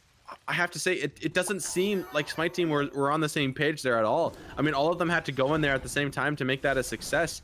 But regardless, here come Dinklebergs now on the offensive. They know the ultimates are down here from Smyte Teem, so they're going to push down this mid lane, grab a tower, grab 2 towers. I mean, are they in like enough of a spot here to just grab all the towers? I mean, they have fire on 4 members. They really need to go ahead and just destroy this lead here. If they can take down 3-4 towers, they're back in the game. They're maybe even ahead. Absolutely, and not quite going to go for that mid T2 tower, electing instead to back off here and maybe group up on this left side, as I think they feel like they have a better fight over there, as it's not quite in the middle of the map and is less vulnerable to, you know, globals from multiple directions. So maybe heading to dual lane or not, just gonna back off even further, grab our own buffs and then go. They do have a lot of time on this Fire Giant, so they definitely can stall here. And then Primal Fury is spawning, so that's also a target. Yeah, and I mean, dual lane should be the target after you get Fire Giant, at least in my opinion. It's the furthest one away from it, so when you get your next Fire Giant, you're right next to that right lane and you're able to take that down. However, we see a massive fight. Oof, huge engagement coming out, and Skills is in the air. Here comes the Janus ultimate, but misses everybody, but well timed there with the Thanatos. And taken very low. There's the Scylla ult. See you later, Takeyomi. ODST's on a double kill. Pushing forward here is Dinklebergs. That was a bit of an overextension there. And here's the Apollo ult. See you later, Skills. There's a 2-man mez. Dinklebergs are running forward. Gonna pick up this T2 tower on the dual side, as you mentioned, very important. And they can even get the Phoenix here. Yeah, they can get the Phoenix. They can sweep the rest of the towers off the map. Can they end? Really up to them. Ending might be a little bit hard here. However, it is 2 tanks. They have the Frenzy pop. There's the Frenzy. They have a second Frenzy for the Titan. This could be the end of the game. They could be looking to end here, as Ymir's in a bad position. Dinklebergs decide, no, we're going to stay disciplined. We're not going to overextend. We just got probably 5,000 gold in the last couple of minutes. We're going to get even more off this tower. Maybe grab a Primal. Yeah, and that Primal right now. Win. Yeah, that goes from a 2,000 or 3,000 deficit into a, 2,000 lead. Massive 4,000 gold swing. Great job here from the Dinklebergs in this game too, really showing that they have the potential here to fight with anybody and throw the hands out. Ganesha ultimate, just to pretend the Primal Fury's in a zoo for a few moments, Off mark, doesn't quite get it on the edge, but still intimidating for sure for that Primal Fury. It's just the morale. He's just so far ahead, he can just throw it out. You do, it'll be off cooldown by the time he gets to the next fight. It doesn't matter. Absolutely. And I do have to say here, I have not been very impressed with Smyte Teem's coordination, to be honest. I mean, it doesn't seem like they're ever going in at the same moment when they really need it. In that last engagement, unfortunately, Jobek was not even close. He wasn't even in the fight by the time it had ended. And, he just wasn't able to have an impact where it really mattered. And, if you're going to have a defense against a Fire Giant team that's barreling down on you, you really have to be on the same page. And I'm not sure if it was comms breaking down or a rush of blood, but Smyte Teem really need to work, I think, a bit more together. Yeah, I mean, they've just been a little bit less organized than Dinklebergs in these fights. Dinklebergs have done an amazing job of double diving that back line, getting that Robin and Apollo back in the fight right when they need to be at the same time. You know what it is, Ruler? There's one thing. It's Frenzy Diff. Frenzy did? I mean, it's not wrong. There's 2 frenzies on Dinklebergs and there are 0 on Smyte Team 7. So that's, crazy. That's a 2-0 really for Dinklebergs, but Fire Giant has respawned, so all teams grouping up for it. And if you're Dinklebergs here, you really have to make use of these fire waves and force Smyte Team to deal with them. But starting up Fire Giant here, maybe not using them as well as you would have liked, but Gino gets caught out, going a little bit too far, looking for Peel, but gets a Cupid ultimate for Robin ultimate, which is a good trade for them. But here comes more. Skills is up in the air in the Thanatos ultimate. Who's his target? Multiple members here of Dinklebergs, but great Peel, and oh my goodness, deleted. But a massive Genesult hits 4 players, but the box is keeping everyone in a way terrible position. What a silence coming out from the Ganesha. Everybody's dead. Double kill for Dragonmans. Holy smokes, what is going on? That's a D-side. That's the end of the game. Run it down mid, go right through that Phoenix. You just won the game. That's game. Amazing fight from Dinklebergs there. What a fantastic fight. Multiple members doing everything they needed to. I thought that Smyte Team had that because Skills hit a big ultimate. Takiomi hit multiple people with the Janus ultimate, but just couldn't get away. The silence from the Goose really stopped Takiomi from retreating, and they just couldn't do it. I mean, what a team fight from Dinklebergs. What a game from Dinklebergs. Frenzy Diff picking up the Titan now. That's a tie game, folks. 1-1. Dinklebergs is here to play. Smyte Team gonna have to do better in the third game, excuse me. Yeah, and this is what I love to see. I love 3-game sets. I think that game 3 is probably the most exciting you can get. These are 2 teams on the ropes, both looking at each other saying, I want to win. Once you get that 1-0 lead, you can, get a little complacent, play a little bit worse than you might normally. But now everybody's on edge. Everybody's one step away from losing this set. Absolutely. And, Ruler, I think after game 1, there was one real major difference. In fact, I'll say 2. There was 2 major differences. I feel like Gino on the Robin just was able to impact the game a lot, but also the second thing that was really big for them, I feel like Jobek on the Ymir just couldn't get his value off. I felt like he was always behind his team and never able to really get the walls and be on the aggressive side of the map. And I feel like the Ymir pick really just didn't do what they wanted. Yeah, I think that not having mobility on Ymir was really kind of rough for Jobek there. He just couldn't position well enough to really deal with people, and you can really see it in the player damage. 3,000 from Ymir, that is extremely low. That is extremely low, and the fact that a Ganesha has 3 times the amount of damage, maybe it doesn't speak to the Ymir pick on its own, but also to just how the team fights were playing, because I felt again like Jobek just wasn't able to be on the offensive ever. He was always behind the team, and it honestly just looked disjointed. It didn't look like they were on the same page for this game too. And heading into game 3 here, I think that's the primary thing they have to fix. Yeah, and I mean that Apollo 6-1 and 10 had some incredible ultimates, so I would not be surprised to see it banned for game 3. Yep, no kidding. He did a lot of work as Dragonmans and towards the middle end of that game, but we're going to be heading to a game 3 here, and until then, we'll be back in a moment.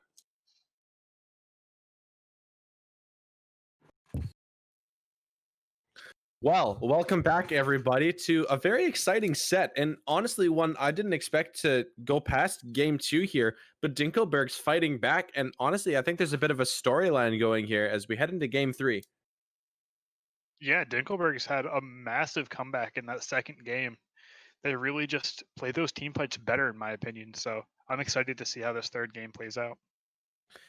Absolutely, and I wonder if any of the picks and bans are going to be different, specifically the bans, because there's been a lot of things I think are ban worthy. I think Dragonmans on the Apollo last game was monstrous, and I think that might be worthy of a ban here from Smyte Team. Yeah, I mean, Apollo is just extremely good right now, so I definitely would not mind seeing him banned, or even first picked. He's definitely viable in multiple roles, so could definitely see him there as well. Well, a lot of familiar bans coming out here we've seen before. Yamoja, Cthulhu, and Poseidon, I believe, were banned every single game so far. And now we see a Nemesis ban coming out here from Dinklebergs. And that was definitely something that was very monstrous for Dookie in game one. Although now we have skills in the jungle, which is a bit of a different, dynamic. Yeah, I mean, Skills has definitely shown that he's a good jungler. I mean, Dookie too, though. He was definitely a contender for top jungle last season, so both good. I'd love to see the Dodge this game, though.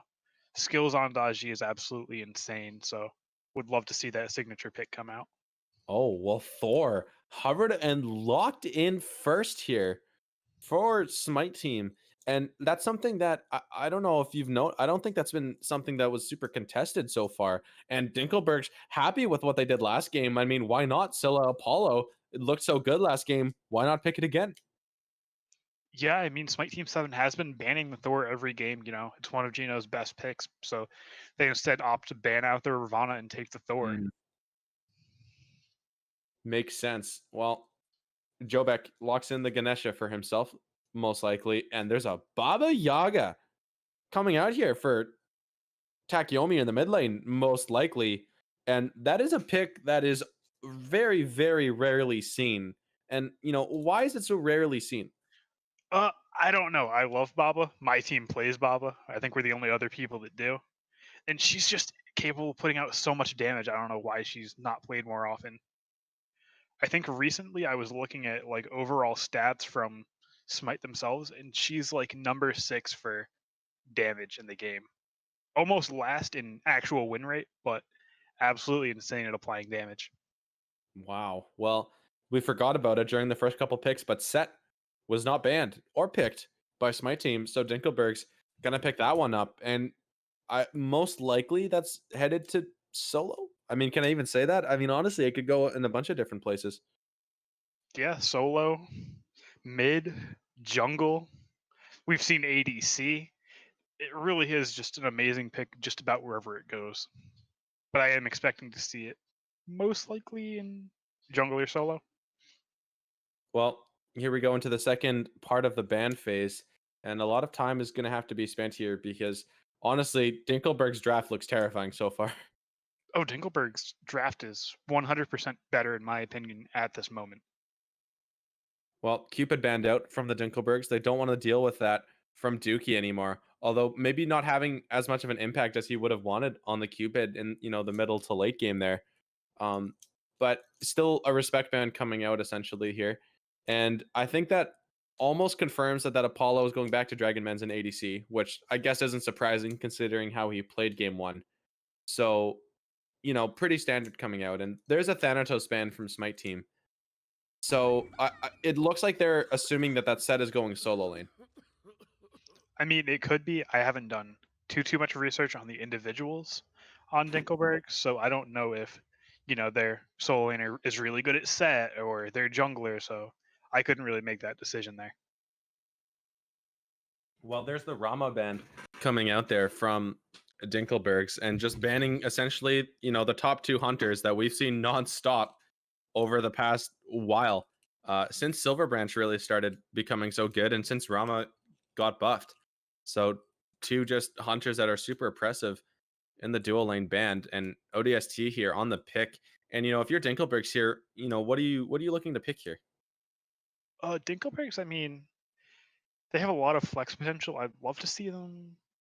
It's hard to say. I mean, you really don't know exactly where those positions are going right now. That could be Apollo jungle, that could be set jungle, that could be set solo. So it's really hard for me to make a decision on what they should pick up. It looks like they're going to go ahead and pick up the Sobek target, stealing it away from Jobek. Changed his name to it and everything. Well, maybe a bit of mental game is being played here by Dinkelbergs, or maybe not. But on her locked in here for Smite Team, and I think on her is fantastic. I think he's honestly a little bit undervalued. I mean, the amount of chaos and irritation that your pillar can cause, just the pillar alone in the middle of a team fight is ridiculous. I mean, the slow is immense. You don't want to stand in it because you take more damage. It also can be used to body block. And even if you jump on her himself, he has a knock up, he has a knock back into a stun, and he has CC immunity.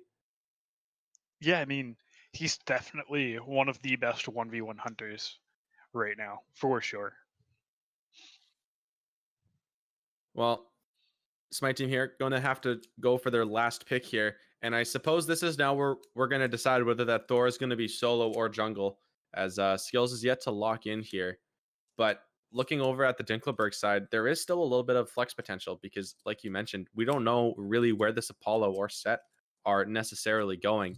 But I think now seeing the Nike, honestly, that could still go into the jungle. We'll see who takes that as the last pick, but there's definitely a lot of flex from both teams here. Yeah, I mean, Nike, I've played her in jungle a lot, but she's also just an amazing solo laner. So Oh, definitely not too upset to see that. And it looks like it might go ahead and be that Set solo. No, Chunga solo Set jungle. Perfect. interesting. Well, and over at Smite Team, Takeyomi on the Thor. Big Donkey is going to be on the Nike solo. And did they just switch Takeyomi to jungle and put skills in mid? Yeah, Interesting. So maybe not the most happy with either himself or the team with how he performed last game.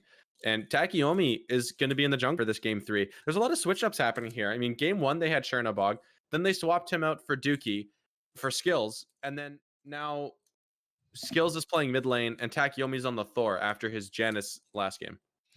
A lot of switch ups happening here. yeah, that's one good thing about Smite Team 7. There are a lot of players that can, off roll. They have really good off rolls. Skills, definitely a good Baba. What was that, Mastery 8? I mean, I've seen him play it. He's really good at it. So, definitely not too surprising to see him in mid. Yeah. Well, Baba Yaga, not the most common pick, but as you mentioned, something that can output a lot of damage. And Thor is something that can set up for that damage very well and has that global presence.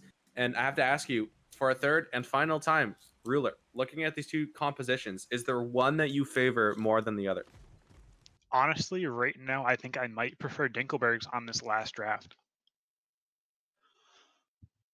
Yeah, I think Dinklebergs they have everything. I mean, you have a good amount of frontlining here from the Sobek, who can always pluck into Scylla damage, which is, frankly, unmissable. Dragon Men's looked fantastic on the Apollo last game, so going to try and keep up that performance. And as you mentioned at the start of this cast, Set is one of the best gods in the game, and in jungle can do a lot of work here, and not so easy to peel off. I mean, you really only have a Ganesha 3 that's going to be able to stop him. I mean, I suppose you have On Her Pillar and, Impale and some shenanigans like that. But when you're going to get Kid Slim potentially blinking and ulting into your backline, and maybe he'll even Frenzy into your backline, that would be even more terrifying. I wonder if we'll see 2 Frenzies again. I mean, I'd love to see more Frenzies. Frenzies, absolutely insane, underutilized. So I'd love to see it come back again. Maybe not 2 of them. 2 of them is a little risky, losing a lot of that out of that team fight. Defensive relics. Yeah, absolutely. And I want to point something out here. Dragon Men's on the Apollo goes for Aegis as his first relic. That's honestly a pretty weighty decision here because there's a lot of CC that can kill you here. I mean, there's a Ganesha, there's a Thor ultimate, and yeah, you have the Aegis for the on her ultimate, but that's not going to account for, again, the Ganesha silence or stun or any Thor damage. Yeah, I mean, Aegis definitely not a bad relic, but I love the safety of beads. I mean, I think there's a lot more situations you can get out of with beads than Aegis. Absolutely. And if a Thor combo is executed properly, you won't have an opportunity to use that Aegis. You'll just die. So we'll see if that works out for him. And I wonder if Takeyomi is going to notice that and think to himself, yeah, I can gank duo lane now. The guy doesn't have beats until level 12. And I would honestly expect him to take advantage of that. Yeah, I'd love to see him, hit that dunk into the combo and just insta-kill the Apollo. Well, normal stuff happening here across the map. Both mid laners and jungles just in mid lane saying hello, how are you doing, how's your day, welcome to game 3. And this is a draft coming out here from Smyte Team that just looks a little bit more comfortable. I felt like last game they weren't really on the same page with how they were playing, But, you know, skills on Baba, you know, I've seen that a fair amount. I've also seen Takeyomi on Thor a decent amount. So going back to, you know, what they know and how they like to play, and I think Smyte Teem is going to round the corner in this game with, you know, how they expect themselves to perform.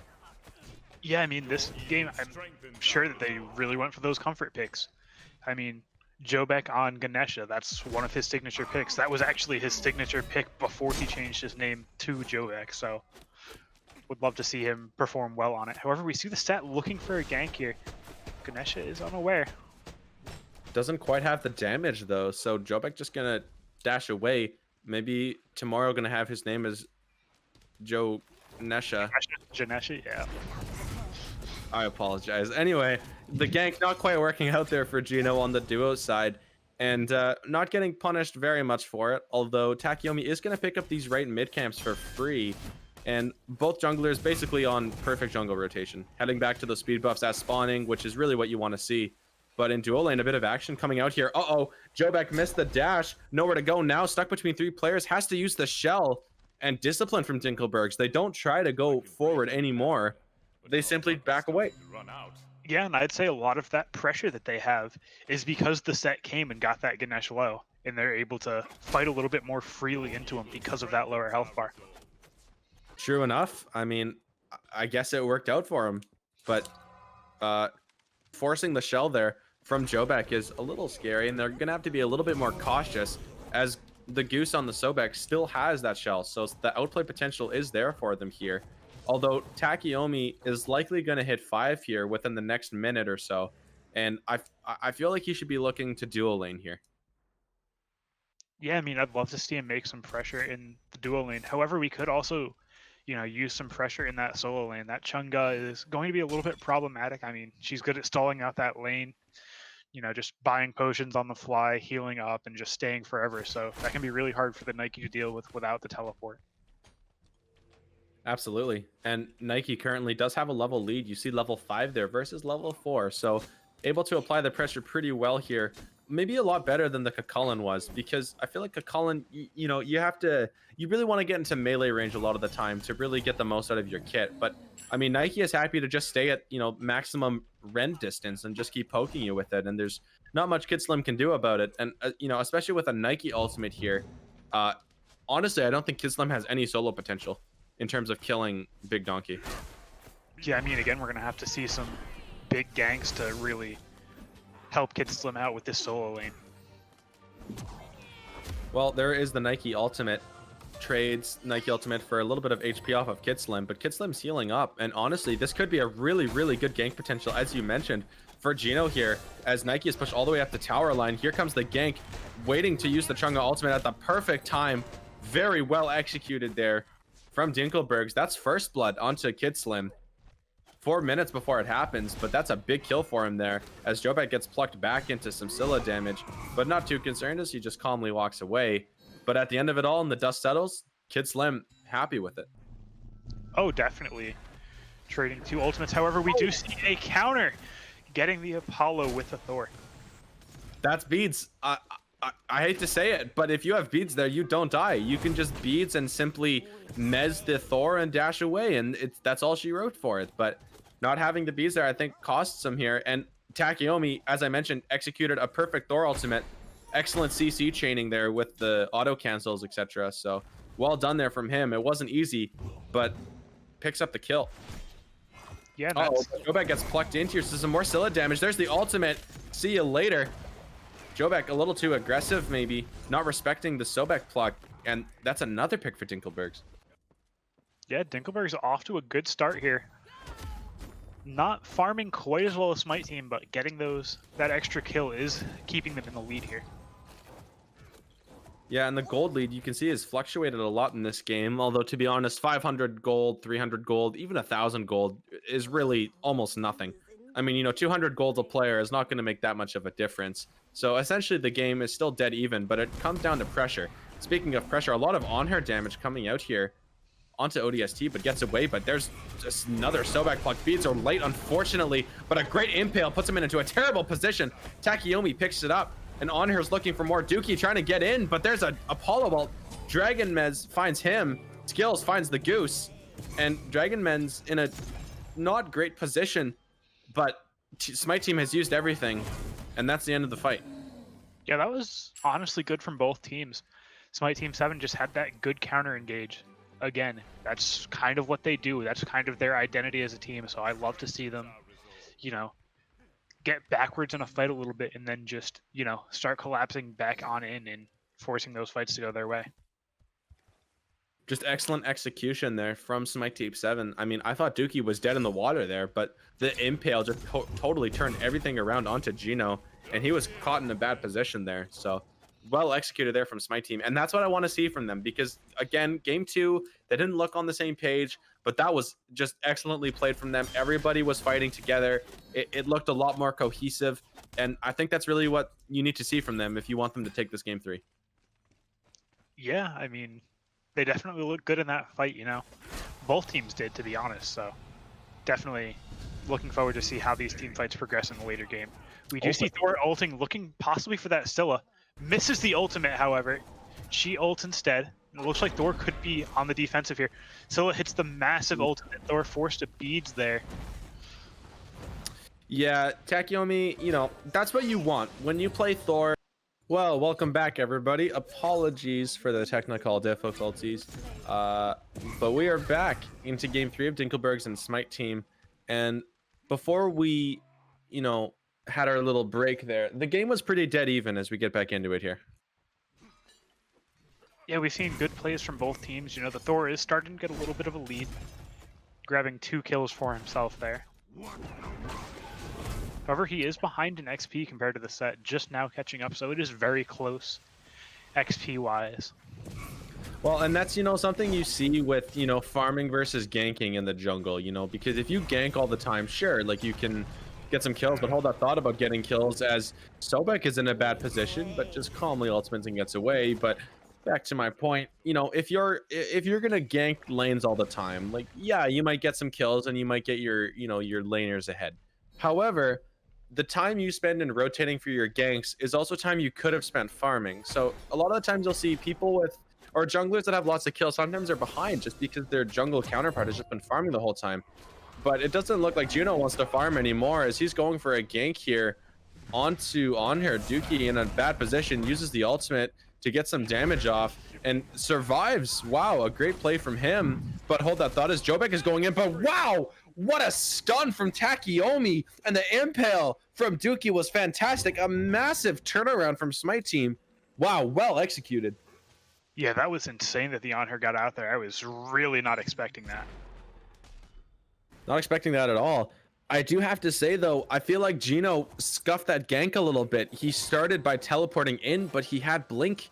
I mean, you know, that's one of the best reasons for blink, is you can blink in, and then when they dash away, you can chase them. But unfortunately, not using that route available. So Dookie. All right. Well, welcome back, everybody. Unfortunately, we've been suffering here on the casting desk due to some technical difficulties, but shout out to Skipper, as he's been able to help us out here for this game. Well, we are back once again, Ruler, for the 3rd time, and hopefully last time, and also for the 3rd and final time for the set, as we're in game 3. Yeah, let's hop right back into it. Dinklebergs making a small lead here, even down kills, so are farming a lot better than they were last game, where they were up kills and down XP. Yeah, doing a lot better this game, and as you can see, they have about a 600 gold lead at the moment, which again isn't very much, but it's an indication for, you know, how the team is playing and if we're farming well. And as you mentioned, Dinklebergs is farming pretty well, so good job to them, as we do see a bit of grouping up here in the mid lane for the moment, and it's Gino is maybe heading over to this dual lane to look for another gank or just pick up the oracles. The goose is over here, so they're heading over to this left side, but instead looking for a red buff invade. It seems like they do have the timer on this, so in good position for it. But instead, no, Gino's going in for the gank onto skills, but he's getting absolutely melted by the Baba Yaga and Ganesha combo. Stuck now in the cage. See you later. Great pickup there from Smyte Team 7. No respect given to Gino at all, and maybe not enough respect given to Smyte Team 7. Yeah, he just kind of ran at 2 people there, and I mean, Set can do that when he's ahead, but if you don't get that ultimate off, you're not doing a whole lot there. No, yeah, just really great work from everybody there. And Donkey gets plucked towards ODST Spartan and goes, cool, well, I'm just going to start casting Rend. See you later. Heading back to this red buff now. Oh, sorry, hold that thought. Gold Fury. Oh my goodness, secure, just barely. Dragon Men's gets a kill. Almost steals the Gold Fury, but not quite, but a huge Thor ultimate from Takeyomi. Grabs a player, and now Sobek, the Goose. See you later. Scylla ult, though. Picks up Dookie. Can't quite find skills, though, but here comes Set. He's back for more. Kislim picks up skills. Still hunting for more. Donkey's in the backline all alone. No friends around him anymore. And trying to pick him up here as he dashes away. Still keeping up the chase, though, is Gino for the moment, but backs off there. And that's a crazy fight around that Gold Fury. Yeah, that was massive from both teams. You know, Smyte Team secures the Gold Fury, loses a player, and then it just goes into a very split fight. Both teams picking up kills. Yeah, both teams performing pretty well. There's some massive ultimates coming out from just about everybody. Excellent team fighting here from both squads. And now we see the gold lead is once again 500, despite the fact that Smite Team picked up that Gold Fury.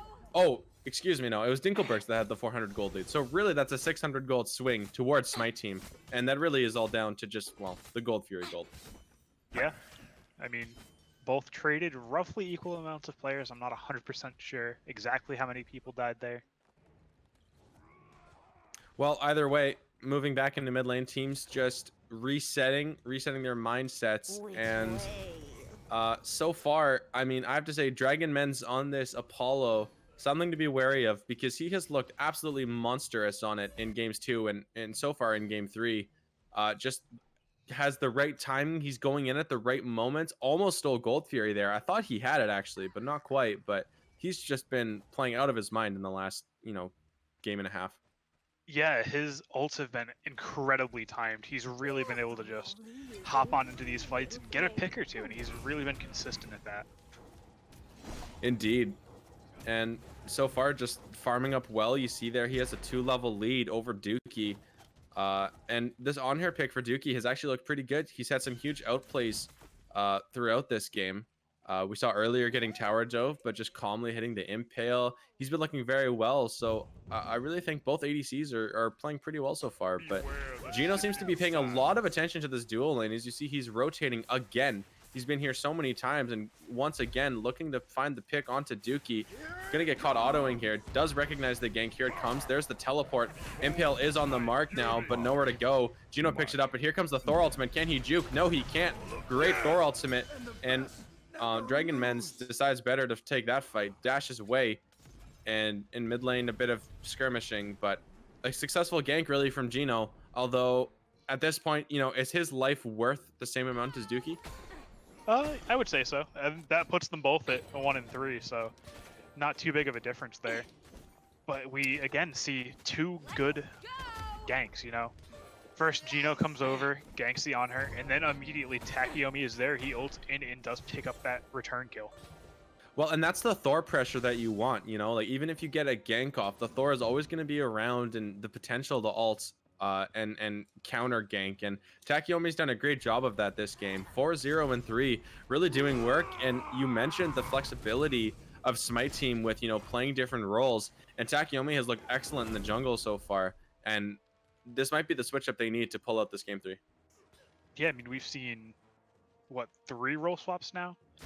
Dookie playing jungle in the first game, with skills jungling the second game, and now Takeyomi. So, a lot of changes in the jungle.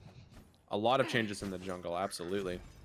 And gonna go to builds here real quick with you, and I see Gino on the set going for a Frostbound Hammer third item. That's not something you see very often. And is that, like a normal set thing to do, or is that how does that benefit him?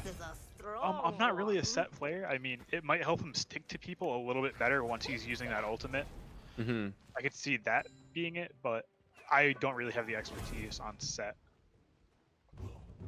Well, it definitely gives them some survivability, that's for sure, and lockdown potential with the autos. But trying to match Takeyomi here, and despite Takeyomi being 4-0, he's only a level up.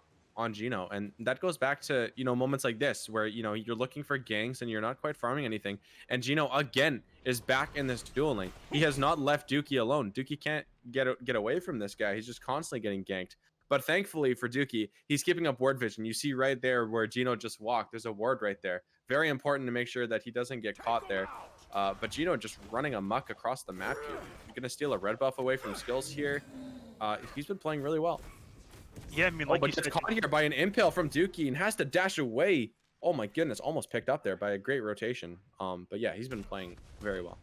Yeah, like you were saying, he is losing on farm to the Thor, but at the same time, he's made an amazing lead for Dragonmans over in that duel lane. He was 2 levels up, recently 3 levels up, and he's 2/3 of an item up. So very big difference in that duel lane. Well, Smyte Teem here going to take the lead straight to the gold here. Dinklebergs caught sleeping. This is completely free here. Or is it? Apollo is in the air. Here comes Sobek. Smyte Teem picking up again just off the mark as Dragonmans, but finds that kill. Now stuck in the cage and getting Baba Yaga ulted on her ulted. Here comes Scylla ult. Hits Dookie, but doesn't do enough damage. Fight continuing here. A set into the backline. Huge Chang'e ultimate. Dookie is gone. Gino once more trying to pick up skills here. Nowhere to go. Frostbound Hammer. Slowing you till nothing and looking for more. Even is Gino. He's gonna try and pick up Jobek here. Nowhere to go. Frostbound Hammer gonna slow you. Here comes another slow and gonna run for his life. Actually does escape, and that's another Gold Fury fight where just barely they get the secure off, and Dragonmans is just going crazy. Yeah, Dragonmans has been really good on those counter engages, on those objectives, just barely off the mark on stealing them, but every time he drops down from that ult, he's looking to get a kill. He's looking to change that fight, and he's done an amazing job of it so far. Yep, I have to agree. He's done very well, and honestly been a little bit unfortunate that he hasn't been able to steal any of these Oni wave, or excuse me, any of these objectives, as the last 2 have been very, very close, just barely off the mark. But yeah, he's been playing very well. And we did mention in last game how there's Frenzy Diff. Well, it appears we're not only going to have a Frenzy Diff, but also Sunder Diff, and that's most likely for the Nike. Yeah, Sunder into Nike is amazing if you can hit it. You have to be able to land it. Also, Baba Yaga. Her ult gives her a big shield as well, so useful on 2 characters. True. Yeah, that's true. I haven't even thought about that, but that's a great pickup there. But like you say, you have to be able to hit it. And speaking of being able to hit it, Takeyomi gets hit by a Sobek pluck, but just going to calmly walk away. No threat to his life there. And yeah, Smyte Teem just, despite getting these Gold Furies, they're just down. They're, Kitslim is 3-0 right now in the charts, and they have, a 2,600 gold lead there and some experience lead. Baba Yaga on skills, he's finding some kills, but just isn't quite having the impact that ODST is having on the Scylla. And just doing very well here. I think Dinklebergs are happy to take this to the late game because ODST is not going to be doing less damage as this game goes on, and there's also a Set and an Apollo. I think Smyte Teem needs to fight back pretty quickly here. Yeah, and I mean the Suki, this set is going to scale really well into the late game with that Bruiser build. That's a lot of health on him with the Sledge and Frostbound, so he's going to be relatively tanky and able to really just stick onto people, even though a Thor wouldn't be able to. Yeah, lots and lots of health. And here we see Takeyomi on the bad side of it.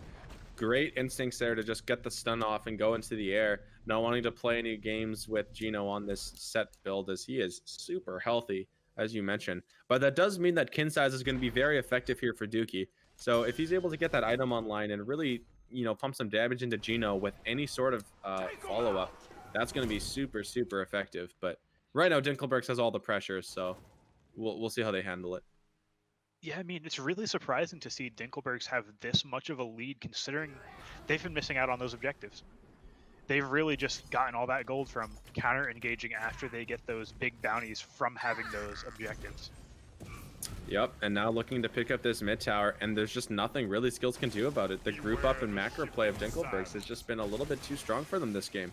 And I mean, you can just sort of see the confidence in just the way they're playing and the builds they're taking. I mean, Kid Slim has Spear the Magus on Chang'e's solo. He's not even concerned. He's just gonna do the damage.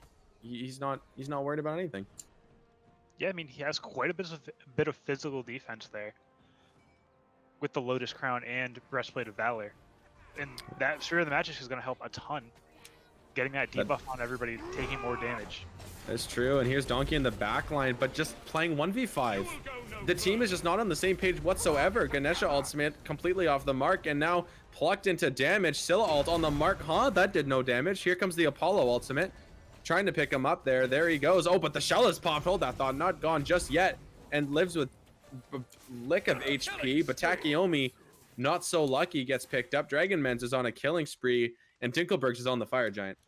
Yeah, that's a pretty much free Fire Giant. I mean, if anybody steps up right now, they should just die.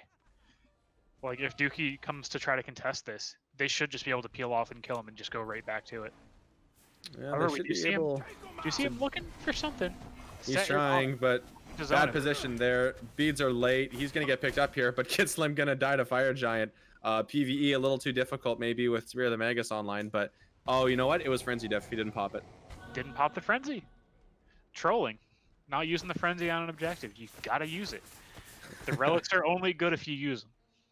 That's true, but you know, if you use them, then they're on cooldown. So if you never use them, then they're, you know, you're always ready to use them. Yeah, but if you're always ready to use them, but you never do. Catch 22. Right. Either way, Dinklebergs there grab the Fire Giant, except for their unfortunate solo laner. But yeah, gonna look to pick up some towers here most likely. Gold Fury has also respawned, so could be a target here as well for Dinklebergs. But yeah, they definitely seem in the driver's seat, and Smyte Teem just, they don't look like they're on the same page. I mean, you just saw Donkey there, literally 1v5. Yeah, he jumped in for no reason. He didn't have any follow-up. His team was just too far behind to really make a difference in that fight, and that really caused them to lose that fight and ultimately the Fire Giant. It has to be at the same time, you know. Even if Donkey goes in 1v5 for a moment and you get a Thor ultimate coming over top, you know, that can work.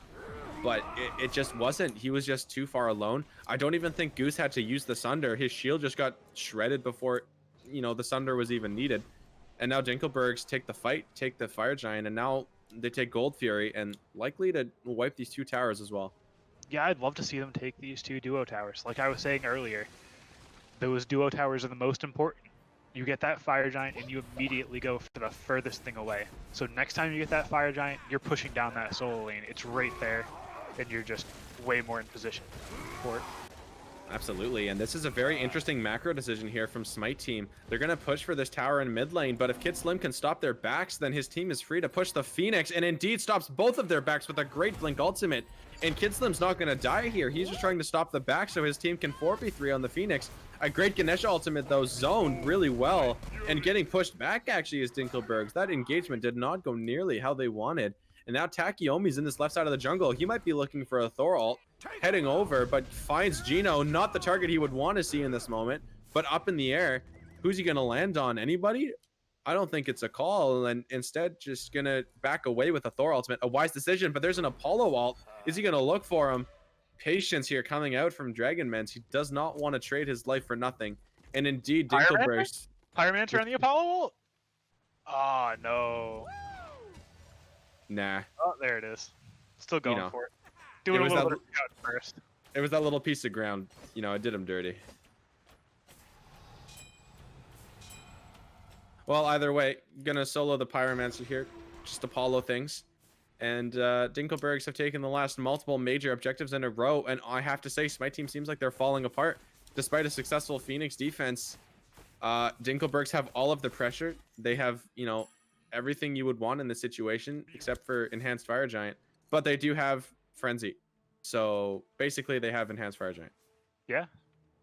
Frenzy diff is a real thing, and it looks like they are going ahead and grouping up on this right lane, looking to take down this tower and extend that gold and XP lead up to right around 10k. Oh, and yes, my team's just hovering around in the jungle. Can't decide what to do. Do we engage? Do we defend? They do neither. And they're going to lose that tower for free. And now Dinkleberg's just going to run straight to this mid tower. And Smyte Teem just going to give it up for free, I guess. I mean, I really don't think they had to give up all of these structures for free. They had you know, ways to defend it, and they weren't that far behind at the, you know, when Fire Giant was first taken, but now they're down a significant amount, about 9,000 gold. And once Dinkleberg's back and spend this, this next Fire Giant siege is going to be very difficult for Smyte Teem to defend. Yeah, it's going to be extremely hard for them to defend here.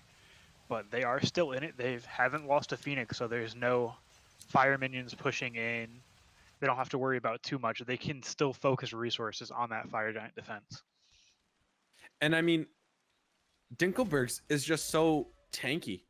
I mean, Set is almost unkillable, I want to say. You see, he got Shoguns, he's got both hammers, Berserker Shield. This jungler is not going to die easily. And as well as that, if you go up to Kid Slime, he's got a Rod of Asclepius, as well as a Lotus Crown with Frenzy. That's not an item you see very often, but his 3 is going to give a shield to everybody. But it looks like there's an engagement here as Donkey gets plucked into a bad position. Jumps away, but Gino wants more. Dashes in chase, but just pushing them back, and you'll notice they don't just push them back for nothing, but look at all the wards they have scattered all around this jungle. There is no way Smyte Teem is going to get to this objective without Dinklebergs knowing every single one of their little movements. Yeah, and Dinklebergs knows that they need to take this fire giant. They have the pressure here, and they have that coverage. They're not going to let anybody sneak in to try to steal this, so they're looking to bait around this. They have the Chunga, they have the Sobek, they have the Set, they have a ton of sustain into this fight. We see Big Donkey get plucked. And there's Ganesha ultimate. Thor is up in the air looking for a target, but Gino is playing 1v5.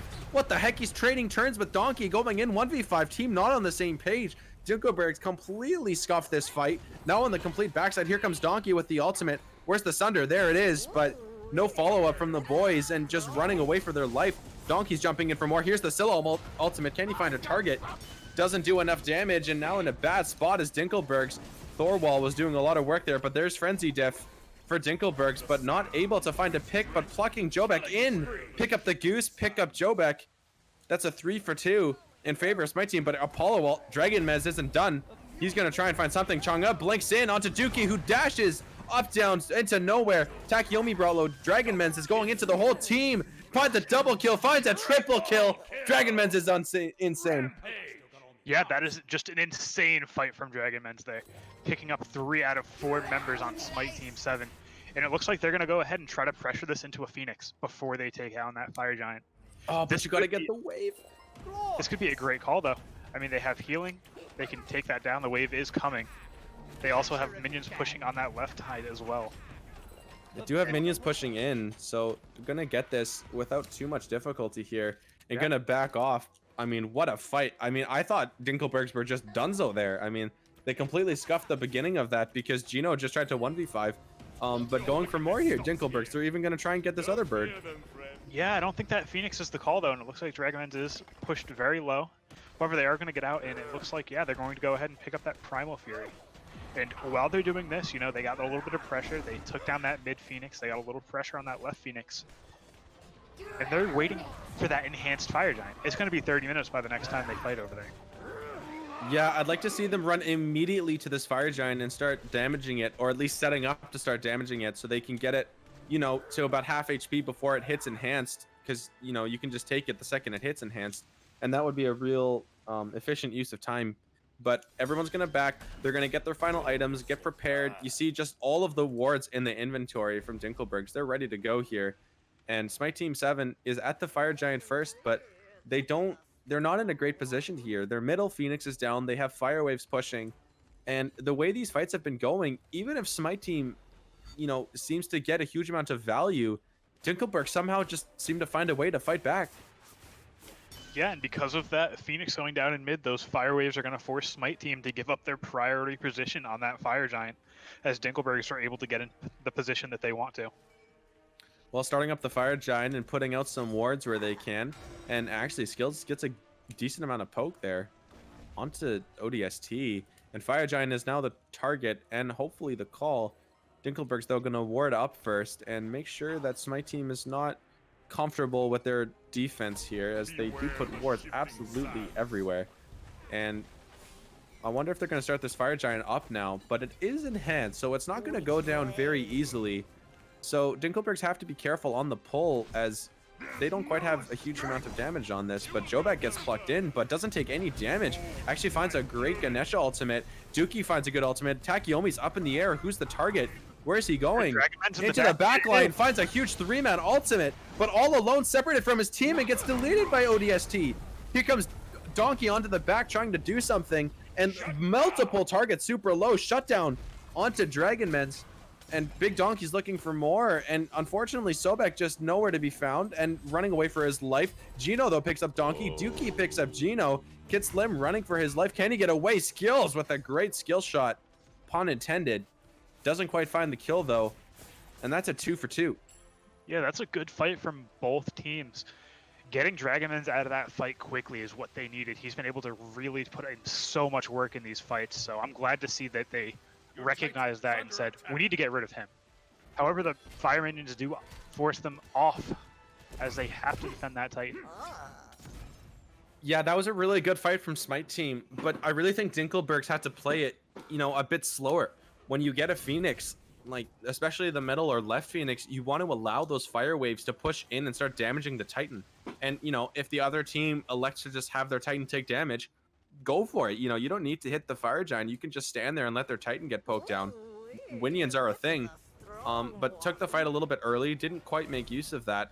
And Smyte Teem, that was, very good from them. They actually went in together. I think Takeyomi went in a little early, but he was well capitalized on by the rest of the team. Big Donkey came in after, and just a great team fight. Yeah, it was great from both teams. I mean, there's not a whole lot you would really want to change there. I love to see these nice, even team fights while Smyte Team 7 tries to climb this little bit of a gap they have in this gold difference. All right, well, fool me once, and we're back to this Fire Giant.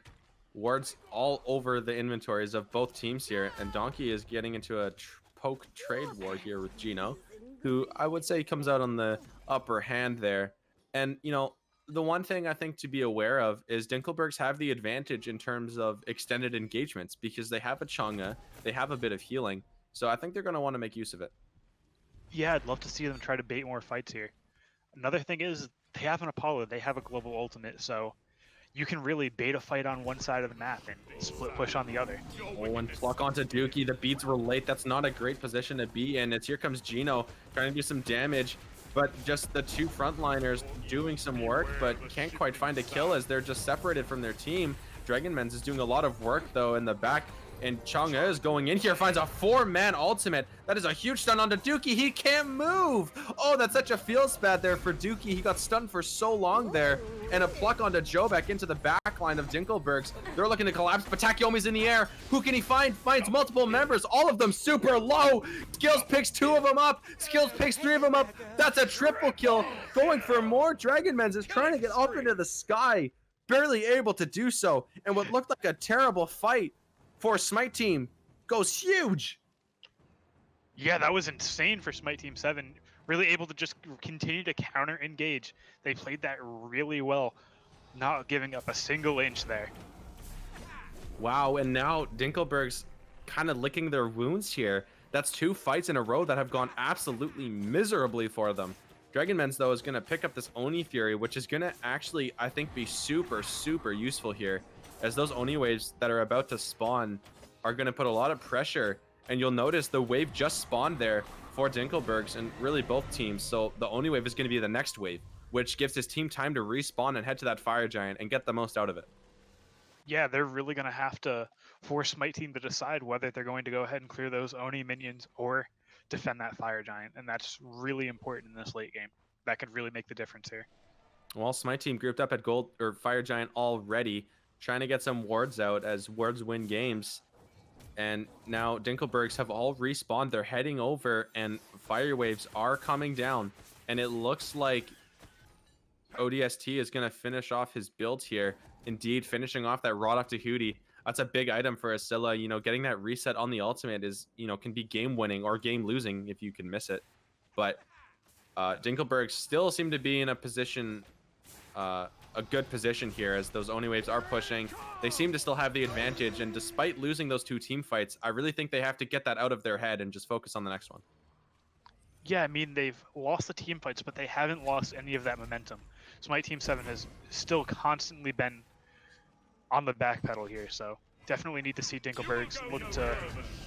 All right, well, here we go. Takeyomi up into the air, but this time not perfectly timed, and now doesn't really have a good target.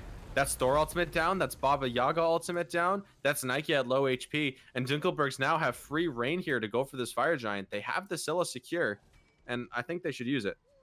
Yeah, right now those Oni minions are starting to push up hard. So right now is the perfect time for Dinklebergs to go ahead and start this Fire Giant, and it looks like they are. Yeah, and There's a Donkey's connection over. there, but he does not have ultimate. He doesn't have his easiest way to to attempt to steal this. However, No, he is buying time. He is distracting them very well. no way. If they steal this, I'm going to lose my mind. But Fire Giant is brought very low, 10% HP. They're looking for it. Dinklebergs, though, use the Scylla secure nicely. Dookie's in a bad spot. See you later, says Gino. Takiomi says, I'm going to trade for you. Oh, what an excellent wall there by Takiomi, but barely misses the autos. But Jobek brought very low. Dragon Mez is going crazy here. Sunder onto Jobek. Not going to survive much longer, I think. Ring around the rosy. Gotcha. See you later, Jobek. Killing spree for Dragon Men's. That's enhanced Fire Giant. That's one player dead for two for Dinklebergs. They have the advantage here, and it looks like they're trying to push it. Yeah, I mean, right now they could theoretically end the game here. They have that Phoenix already low. There's only 3 members left for 30 seconds. So if they could get another pick here, they could really look to just end the game right off of this. And they have Frenzy Def. That is true. Oh my goodness. Look at the damage coming out to Donkey. That was only a Scylla combo plus some autos from the Apollo.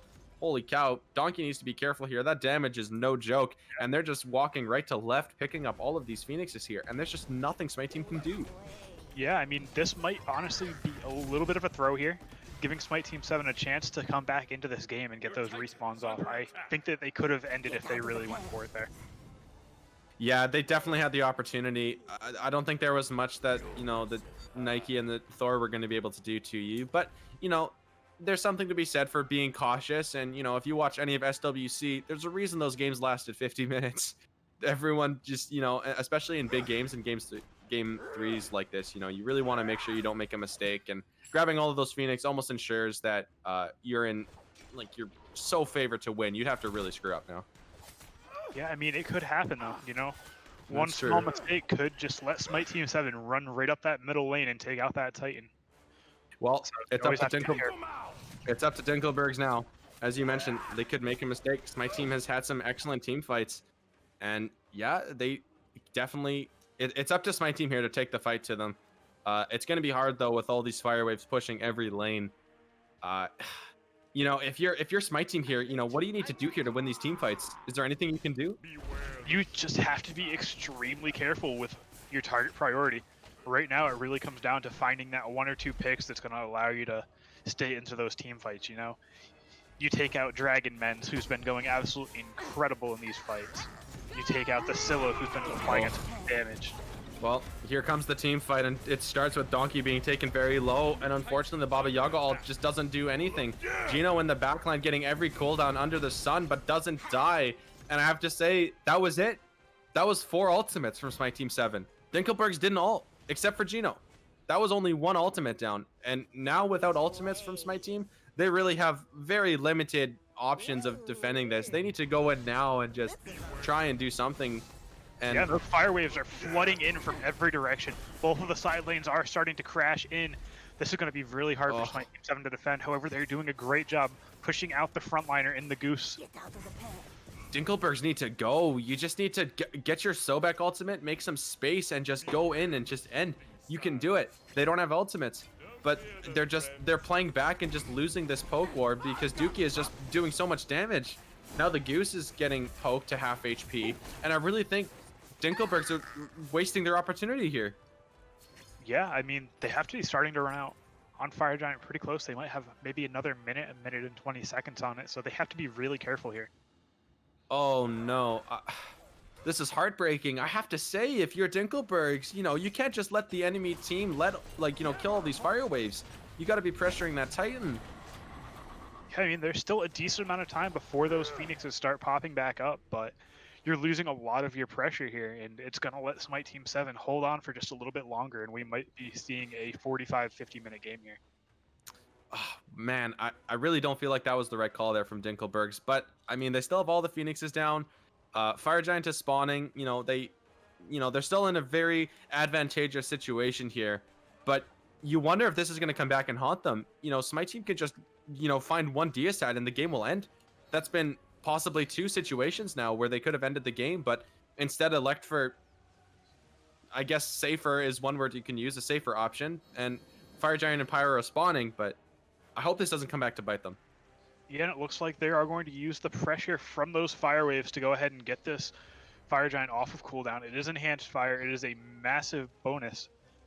However, they're just sitting there waiting for it. They're losing all of their pressure because of that.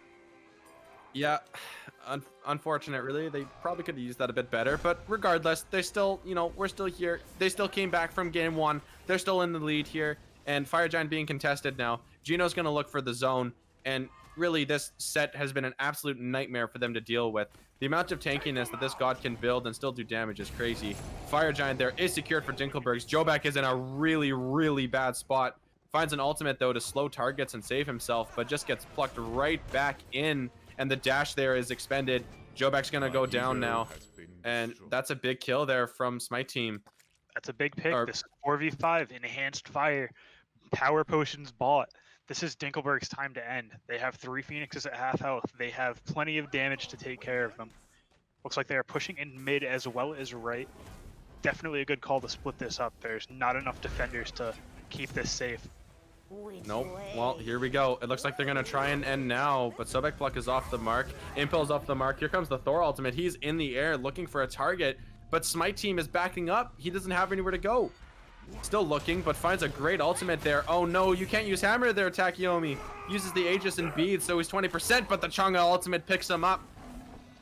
Dinklebergs here pushing in for the end of the game. There's that Sobek ultimate doing what? Hello, 700 damage to Dookie. Ouch, that hurts a lot. Titan being contested now. Dinklebergs doing the damage. We lose game 1, but we win game 2, game 3. That's a comeback from Dinklebergs from 1-0. Yeah, that is a massive comeback. Reverse sweeping that set there. Going from 0-1 to 1-2. Impressive work from Dinklebergs there. Fantastic resilience being shown here by Dinklebergs. Very impressive work from them. And, if I have to give MVP, and obviously everybody on Dinklebergs did great, but man, Dragonmen's was doing work. Game 2, game 3, that guy was going crazy on the Apollo, and it's honestly a little shocking that Smyte Teem didn't ban it after game 2. Yeah, I mean, he just played it so incredibly well, using that as just an amazing engage tool, really putting in a ton of work there. Yeah. Absolutely. I believe that was also Dinkleberg's first win of the season, so congratulations to them getting their first set.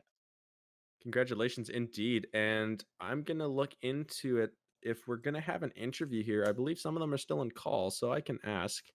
But yeah, hopefully we're going to get an interview here with one of them.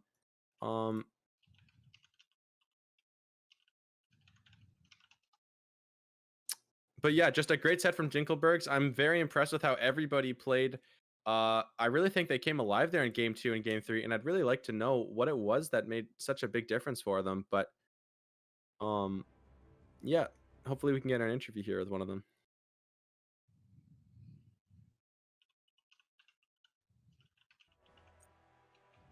Yeah, and it looks like we might be getting Dragonmen's up here for an interview shortly.